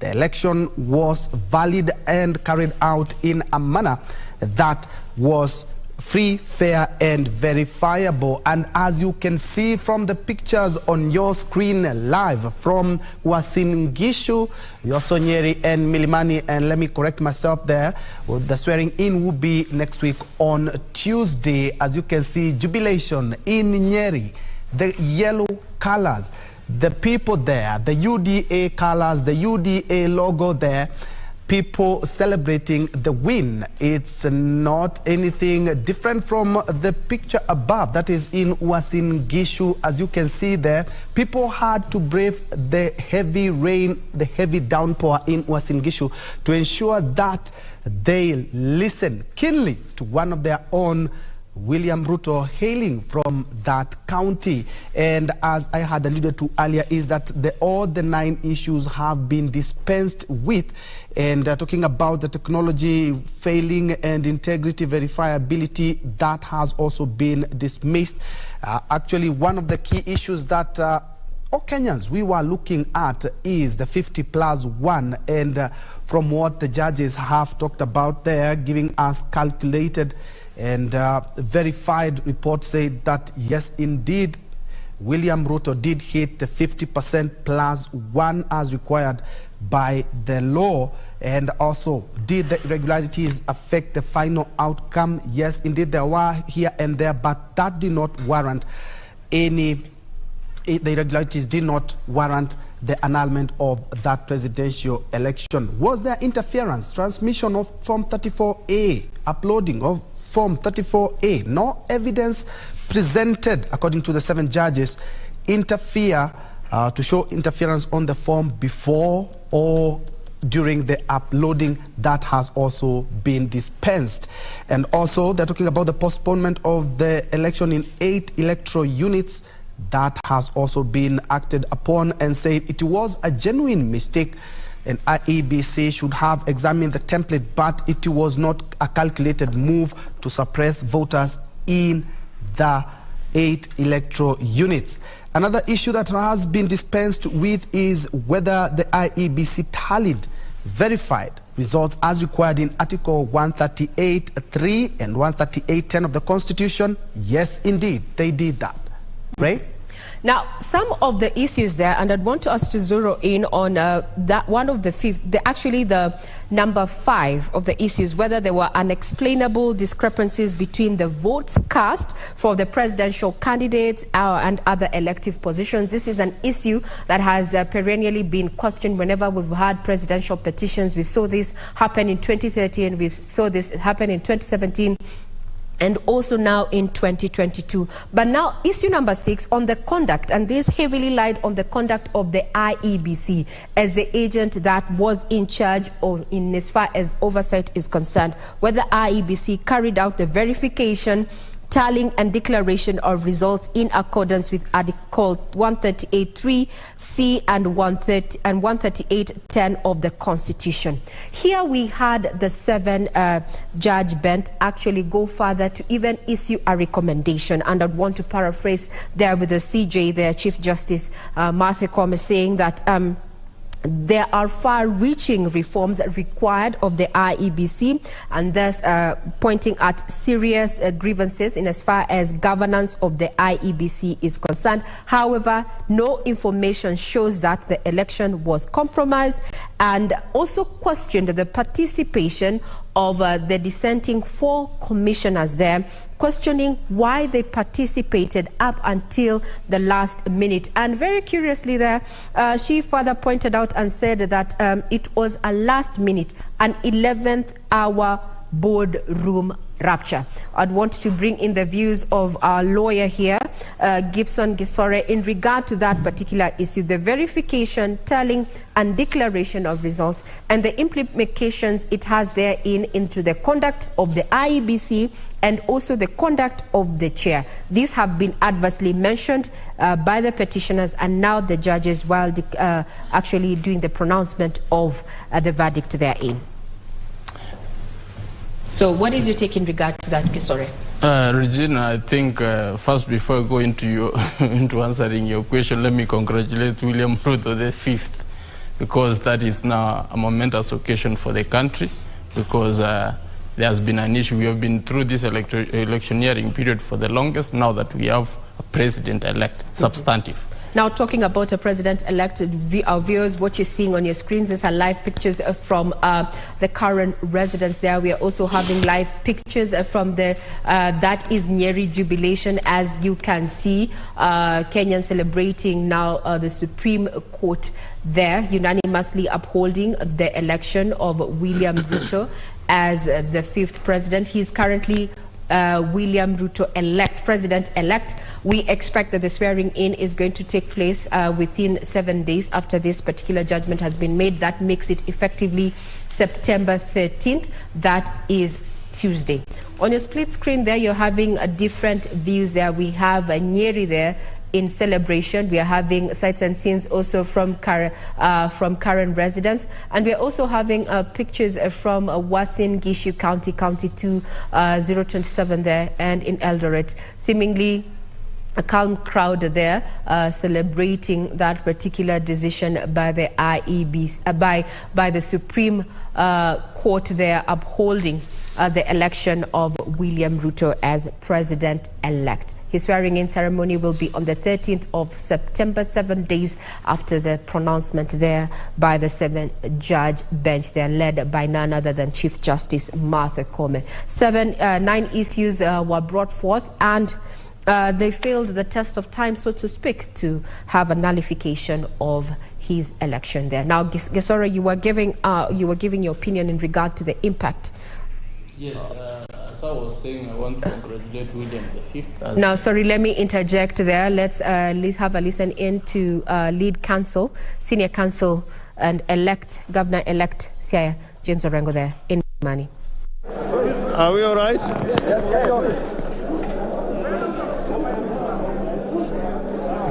First and foremost, I want to thank our team of lawyers. As we know, we are a team of nearly 50 lawyers, and we have been working very hard for the last 14 days, this being the final day. Secondly, we want to thank our clients, the petitioner number 1, Raila Amolo Odinga, petitioner number 2, Martha Karua, and other eminent persons in this team, including Senior Counsel Stephen Kalonzo Musyoka, for having their trust and confidence in this team of lawyers to prosecute their case in petition number 5, which has been consolidated with other petitions, and put their case before the Supreme Court. I want to say without a fear of contradiction that we do not agree with the decision of the Supreme Court. Like Al Gore, I will say we accept the decision, but we do not agree with it. And I'm saying this as a seasoned practitioner that courts sometimes make mistakes which have to be corrected over time. Courts make political decisions. As you know, in the United States of America, there has been a long-standing case that has been held as universal truth of jurisprudence involving women's rights, Roe versus Wade. It took them 50 years to overturn that case because of a Republican Congress and a Republican president and a Supreme Court that was basically appointed by Republicans. And therefore, I want to say, yes, in accordance with the law, we got to accept this decision as the law of the land. But I think it is a very ideological decision. I think there are a lot of what was said in the judgment, and we'll have time when that judgment comes out to put out a critique.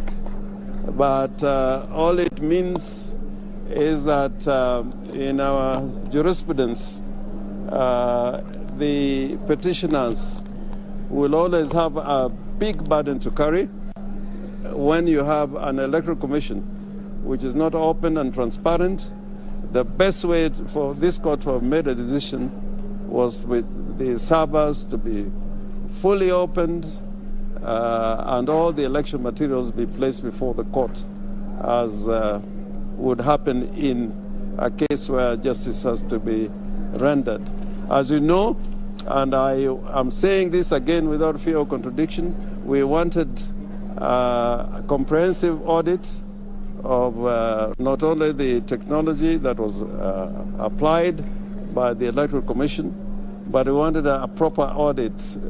Although time was of the essence, but I think we had sufficient time to carry out a proper audit, including looking at the issue of the foreign intruders, the Venezuelans, which you'd notice the court avoided in making any comment about those intrusions and invasions of the system, the technology, the IT structure. That again, the court did not refer to, but probably in the judgment, the recent judgment that is coming on the 21st, they will say something about it. And therefore, I want to end by saying the rule of law should prevail. The court normally has the last word in making a statement as to what is the law of the land. But as citizens who are sovereign, we're entitled to disagree, and disagree very vehemently. I think the court, in conducting the proceedings during the hearing, I think they were patient. They listened to us. It is only the outcome that we do not agree with. Finally, I think our clients, the two petitioners, Raila Amolo Odinga and Martha Karua, may be addressing another press conference, but we are happy to talk to you on this issue. And have a watertight case, but we saw them talking about forgeries and wild goose chase. Did that surprise you? No, I mean forgeries. When the DCI, the Director of Criminal Investigations, what do we put before the court? A lot of it was from an agency of government. I didn't see them talking about similar incidents in matters concerning the Independent Electoral and Boundaries Commission. That's why I was saying it was a little ideological. They were looking for things on which to destroy our case, but similarly not taking sufficient time to look at what happened on the other side. And that will be another story for another day. Would you admit you might not have been well prepared for this case? We were very well prepared. I think compared to 2017, we were a lot more well prepared. What would be the 2 or 3 points of mistake that you say the court might have made mistake on that? Fundamental. In 50% plus 1, I think they were ideological. We are using the baseline of total registered voters in the land as against those who turned out to vote. If you read any legal material on what should be a turnout, including the Black's Law Dictionary, turnout is normally based on the registered members in a country as against those who turn out to vote. So there are so many other examples we can take up. Are you still confident you lost on all grounds? Yeah? On all the key 8 issues you lost?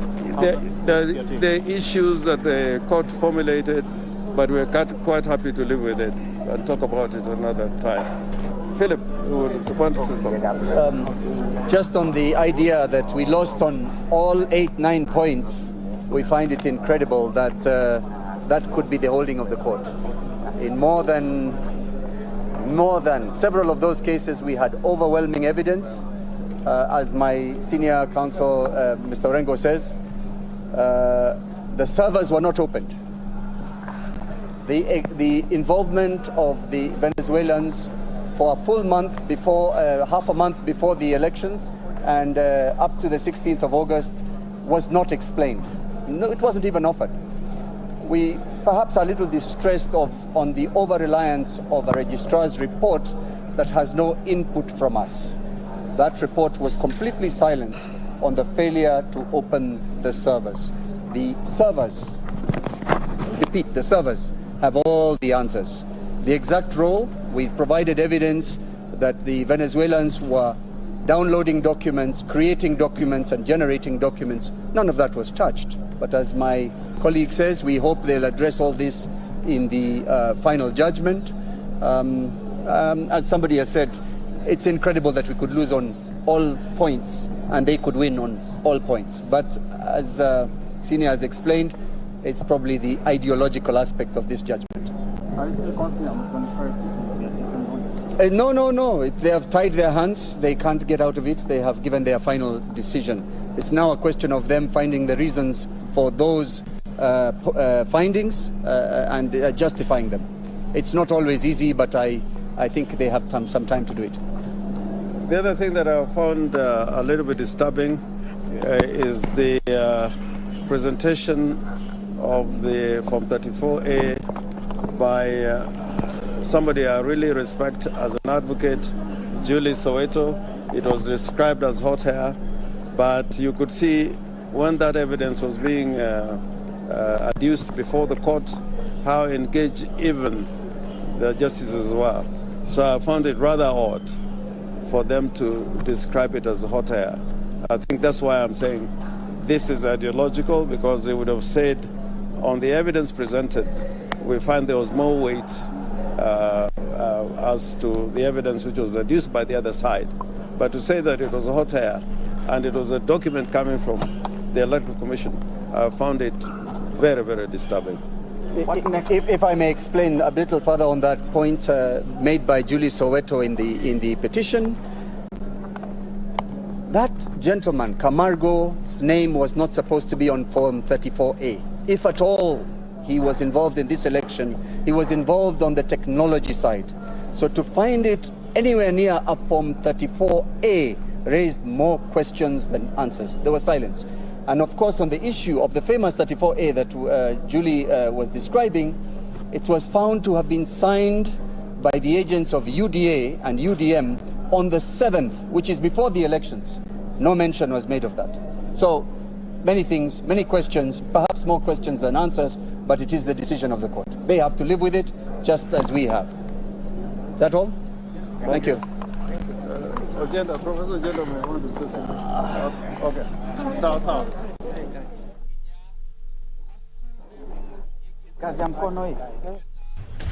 Well, that is the first press conference held by the petitioner's lawyer, Raila Odinga's lawyers. They are led by Senior Counsel James Orengo and Philip Murgor. And as I said, is that they are opposed to that judgment. Let's hear what the Nyeri governor has to say in regards to the same, but we will be crossing over there to know exactly their sentiments or sampling some of the sentiments of leaders. As you have seen, Uasin Gishu is packed, as you can see on your screen.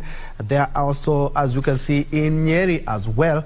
Earlier on, we had a live feed from the president-elect residents in Karen, but the live picture that you can see on your screen is live from Uasin Gishu, where it is the home of the president-elect William Ruto. And indeed, as you can see, they have braved the rain to just listen up to the whole judgment by the 7 judges, and they are elated. As you can see, earlier on they were dancing to that, but as the lawyers representing the petitioner have talked about, is that despite the overwhelming evidence, they say that without any fear of contradiction, they do not agree with the decision and say that mistakes are to be corrected over time, challenged availing of election materials for comprehensive audit, but they say that they will look at the judgment keenly after the 21 days that the judges have talked about,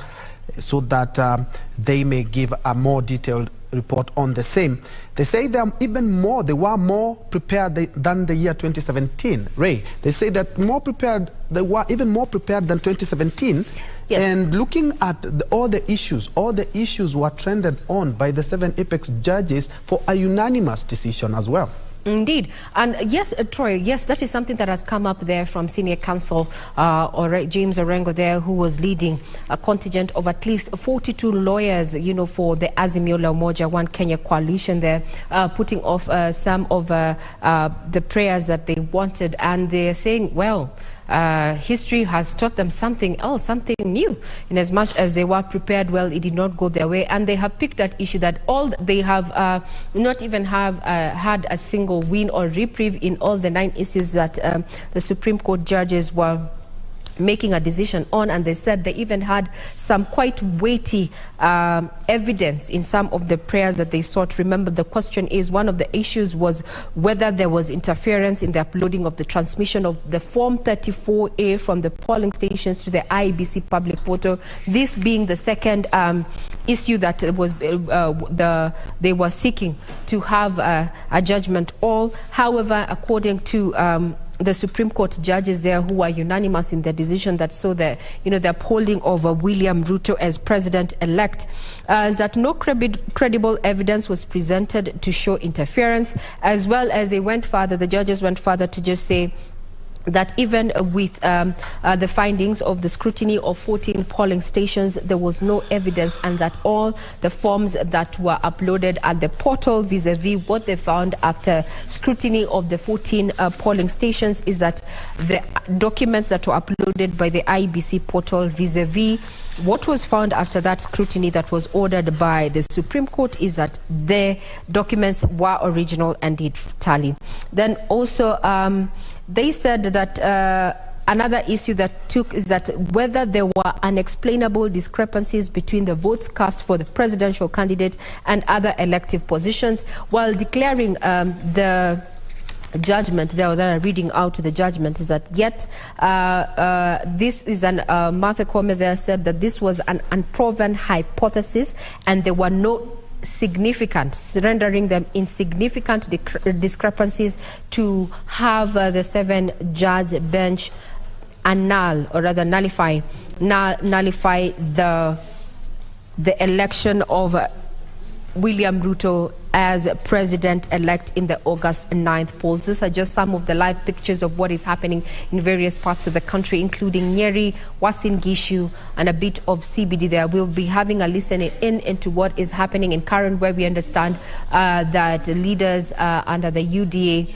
the Kenya Kwanza coalition there, are meeting, having a meetup there, lunch, and maybe we are expecting that President-elect William Ruto is going to be addressing the leaders therein, as well as the public, being his first address officially after the judgment that has been delivered there by the Apex Court there.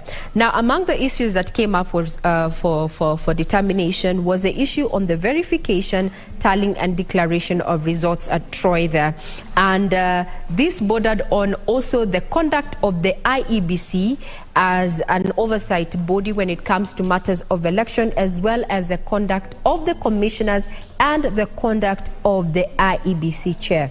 Therein, we saw the Apex Court give recommendations, quoting and saying that their far-reaching reforms are required within the IEBC, and maybe this is something that we are likely to see prioritized once the president-elect has been sworn in on September 13th. This happens to be Tuesday there, given that after delivering that particular verdict is that no information shows that the election was compromised, and also questioning the participation of the dissenting 4 commissioners there, and quoting that, other than seeing a last-minute boardroom rapture, and I'm using the words carefully there as used by the Chief Justice there when delivering this particular judgment. So Troy would want to have this conversation then. Are we seeing what key areas should the president-elect once sworn in, based on, focus on, based on the issues that have been raised in this particular petition? Maybe we can rope in our panel here that has been with us since morning and is still here with us, pre and post judgment. Troy. Indeed. For me, if you ask me as a journalist, one thing I would actually urge the president is to unite Kenyans. Of course, every election leaves some groups that divide, some divisions here and there, and I believe that would be a good platform to start from, reaching out to the other side so that Kenyans, looking at the election cycle in Kenya is quite extended, and it would be good if we put all matters, politics and election aside, and then have a working government. That's me. And of course, we can bring in our experts. We are joined by 2 lawyers. We have been having Gibson Gisore, who is a constitutional lawyer since morning, and also we also have Henry Kurauka, who is also a constitutional lawyer. And perhaps we have not even touched on how you guys have perceived that being officers of the court. Henry. Yes, thank you very much. I do agree with the Supreme Court. Courts do not determine matters through speculations or hearsay or assumptions. The court are guided by facts, law, and merits of each case. And you can see the judges have been able to answer all the issues that were raised by the same court. And I do agree that their findings are illegal because they are the only 2 alternatives, either to validate or invalidate the elections. That is the power of the court. The other thing I would like to state is that for the entire judgment, that's where we may find the recommendations. That is within 21 days. We will be able to read the entire judgment and try to see the recommendations brought by the Supreme Court. These recommendations may be done by the government, IEBC, which is an independent organ, or our parliament, because some may require legal amendments. The other thing I would like to say is that courts do not conduct the elections. It is the IEBC, and therefore it would be unreasonable to expect the Supreme Court to declare any person as elected. Finally, Ben, I would like to say that now we have leaders, and congratulations for the leaders who have been elected. What we need now is to embrace constitutionalism, core values, whereby the leaders are able to adhere to the rule of law, to embrace the good ideas of governance, core values, integrity, and to act in good faith, because they have a time to serve Kenyans. And for Kenyans, this is the time now, I want to say, back to green.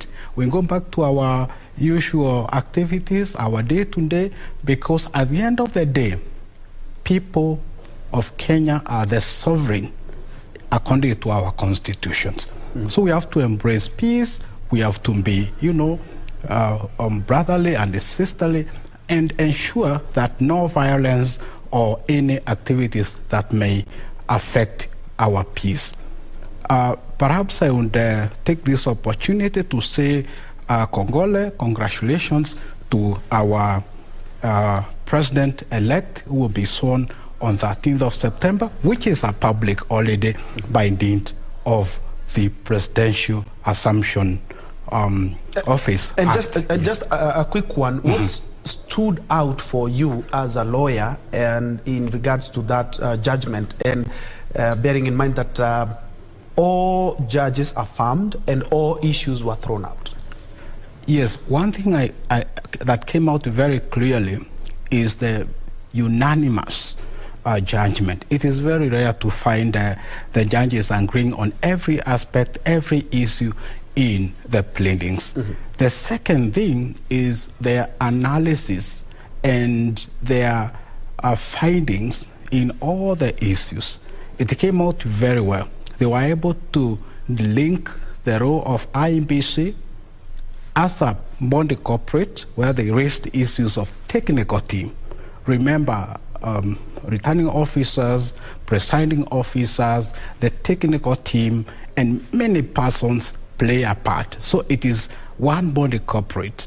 And the way they were able to interpret Section 138, subsection 3C, which refers to IEBC to render credible and transparent elections, vis-a-vis Article 138, subsection 10, that gives the chairperson power to declare presidential elections. The other thing is, of course, the issue of irregularities and the standards to annul or invalidate elections. Remember, election matters have higher standards than in civil matters, where it is balance of probabilities, and lower standards in criminal matters, where it is beyond reasonable doubt. And the judge is saying allegations of fraud, criminality, and so on are matters that require very high standards of proof, and they are beyond the jurisdiction of the court.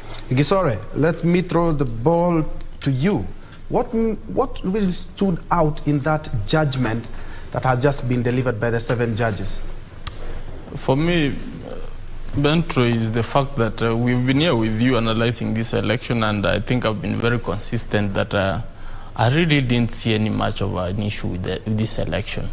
My only concern was the boardroom rapture, which has been stated in point number 6, and that for me was very dear to my heart, because when I saw that happening during the announcement, I thought that that was very wrong, and that has been actually been cleared out in that we have seen the judges say that that was an corporate working for purposes of the IEBC, and then there should be recommendations. I think more training should be conducted on how they should behave and on how they should be able to conduct their in-house affairs, because the law is very clear, and the law has been very clear.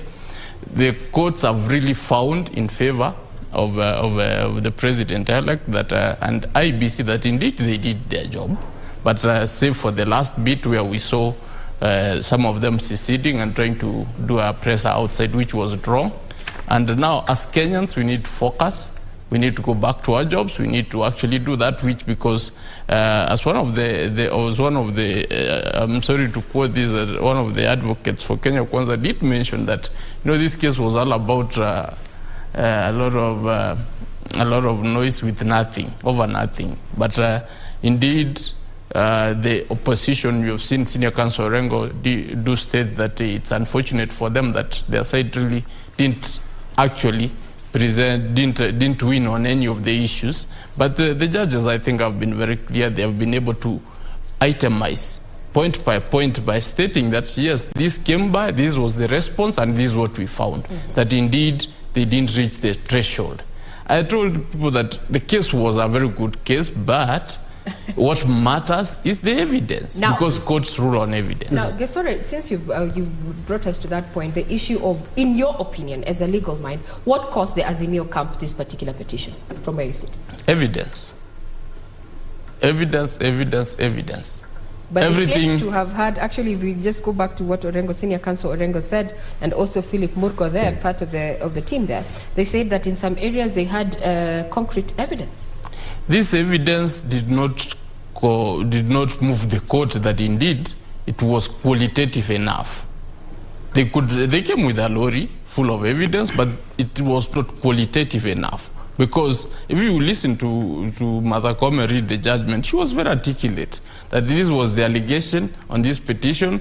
This is the response we got, and we didn't find it. And then she goes on to qualify their statement that we looked at it from both ways. Some of them were actually realized to be, and then the key issues which they were relying on were actually sensationalized, which is really unfortunate because it's good for the media, but as a legal mind, from where I stood, I only told people, I only hoped that, because you are trying to annul the will of the people, you need to come with alternative numbers. There were no alternative numbers. That's where, for me, key for me was point number 5 and point number 7. Once those ones did not meet the threshold, I knew this thing was already gone. Yes. What is the likely fate of IEBC going forward, looking at the recommendations that has been made by the Apex Court in regard to that there needs to be, a review, so to speak, reforms are required within the IEBC? What impact will this recommendation, is it likely to have? I will only wait for the judgment in 21 days, I think, if I'm not wrong, Martha Koome said, to see what kind of recommendations they are giving. Because for me, IBC is at the center, is the man at the center of this election. And we need them to act in concert. So we need to actually demarcate the role of the chairman and the commission vis-a-vis the commissioners, because that's where the big issue came. We didn't have any issue with the commission, which was selling and verifying. And then the aspect that who is given what, because Nyang'aya was trying to state that, I'm the one in charge of IT, but I was not involved. So those are some of the issues we want set out. Is it that once you've been given a role, what is your district? Now we have to do in-house our housekeeping for the IBC, and that's really unfortunate for us because we expect them to do that for themselves. Now let's have a listen into what is happening on ground. These are just various sights and scenes. We are currently in Eldoret, which happens to be in Uasin Gishu County, County 2027 there, and as you can see, Kenyans have come out in significant numbers, so to speak, and they're celebrating. We understand there were some showers, but this did not keep them out from, celebrating here. That the Apex Court there, 7 judges have unanimously upheld the election of William Ruto as president-elect, and we expect in the next 7 days he's going to be sworn in. 7 days from now is going to be the 13th of September. These are just sights and scenes happening in Uasin Gishu County. Let's just...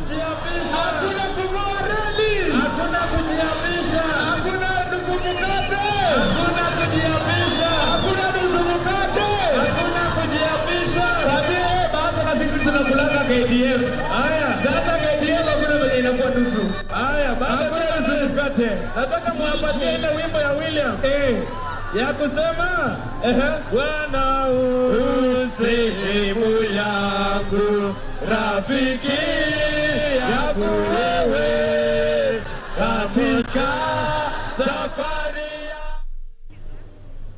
Now let's head to Kirinyaga. Yeah, indeed, those are live pictures from Uasin Gishu, but let's cross over now to Kirinyaga County. We noticed there were some celebrations as well.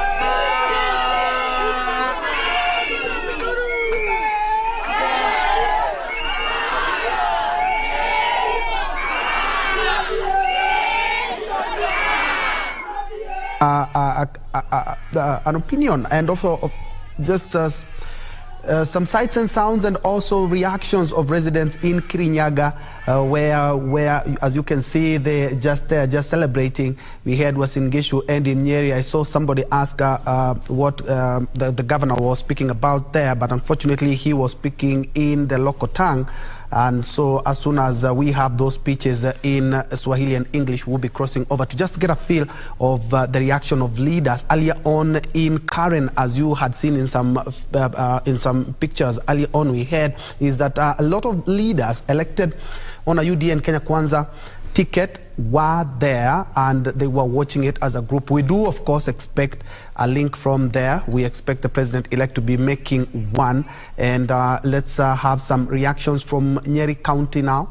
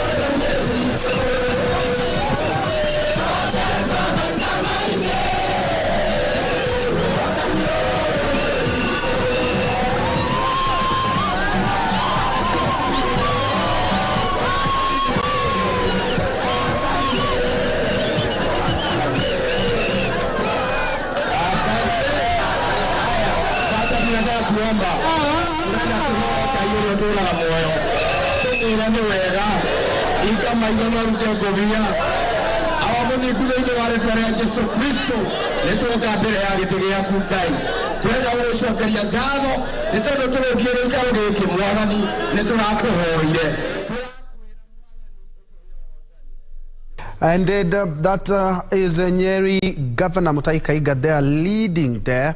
Some prayers there at the Nyeri CBD, where, as you can see, it's jam-packed with jubilant supporters of Kenya Kwanza, UDA colors dotting the streets and singing. Rigathi Gachagua, who is the deputy president-elect, hails from this county, so you have to be keeping a keen eye on that. And we, of course, we expect a lot of reactions from leaders there. And as you can see, we are back. There we have some videos from Kirinyaga on the bottom left, and we have Uasin Gishu on the on the right of your screen. And if my director can guide me on the bottom right of the screen, this should be images from Kisumu, right, my director? Anyway, it's just we're just keeping a keen eye and traversing county after county, just getting some of the reactions after the Apex Court made its determination on the presidential election, which all the 7 judges have affirmed President-elect William Ruto, setting stage for the swearing in on Tuesday next week. Ray? And the question is, now that this particular verdict is out there, what lies ahead for IEBC Chair Wafula Chebukati? Maybe we can hear from our counsels there. We listened to Henry Kurauka there. What does this mean? Because he has been adversely mentioned in this course of this particular petition. However, we have not had any criminal charges inferred on him, and this particular judgment, does it exonerate the chair? Counsel Henry Kurauka, what's your take? In my view, the judges rather declined to discuss issues of criminal culpability because that is not their jurisdiction. Their jurisdiction is to establish and make a decision on presidential elections, whether it is valid or invalid. If there are other issues of criminality, I believe in their full judgment, they will make recommendations as to how the process should be handled. And that commences from the lower court, from the magistrates' courts, because that's where criminal cases start. Then High Court for appeal or Court of Appeal. The other thing that we need to mention is that the jurisdiction of the Supreme Court is limited. Parties brought in so many matters, so many issues that were not relevant as provided in our Constitution. And therefore, a lot of things were sideshows, and I do agree with the judges. Finally, he who alleges must prove. That is the basic fact. And any court will only be persuaded by evidence presented, by facts, pleadings, and the law. Not innuendos, not social media, not assumptions, and so on. Thank you. Indeed, and still on the same, I remember Senior Counsel there, James Orengo, talking about, and even Philip Mugol talking about, we are waiting for the comprehensive report on the same, and you've talked about the court lacking the jurisdiction for the culpabilities. What happens to reports by, of course, there's the IBC report, there's a report by the Supreme Court registrar in regards to the boxes that were tallied, and the DCI report that was presented in court in regards to the Venezuelans. What remedies can they have? Right, the remedies can be of criminal nature if proved. However, in my view, today's judgment settles issues as far as presidential elections are concerned in 2022. No person can reopen these issues.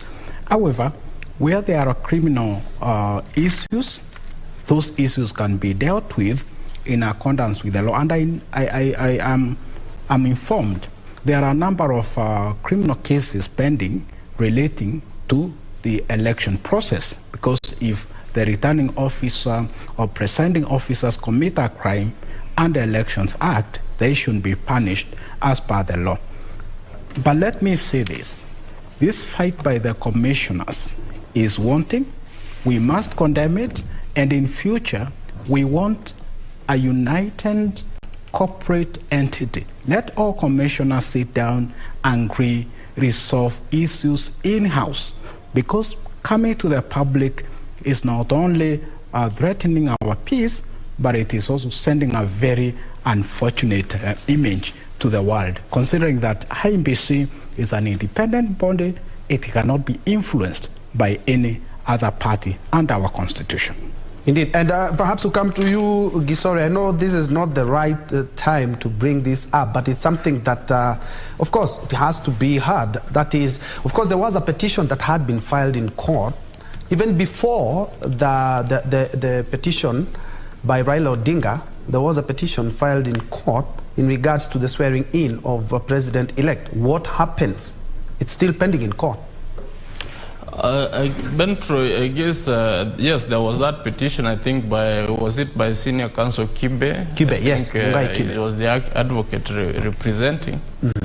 I really haven't heard much about it. Mm-hmm. I am not sure whether it was even given a date, or if it was given a date, was it before this period or after? Because if it's given after, mm-hmm. then it means the swearing in will just go on if there were no conservatory orders. Mm-hmm. We could only be discussing about it if there were conservatory orders issued, that indeed that cannot be able to go on till that matter is heard and determined. Mm-hmm. But in the event that there was no indication or any intimation from the court that that is the issue, that they are issuing conservatory orders for the swearing in of the president-elect and the deputy, then it means the process will go on as usual, and then the matter will later be heard and determined with whatever orders which will be issued. Then, of course, it means it didn't move the court to see that it was necessary to issue orders to stop that particular swearing in.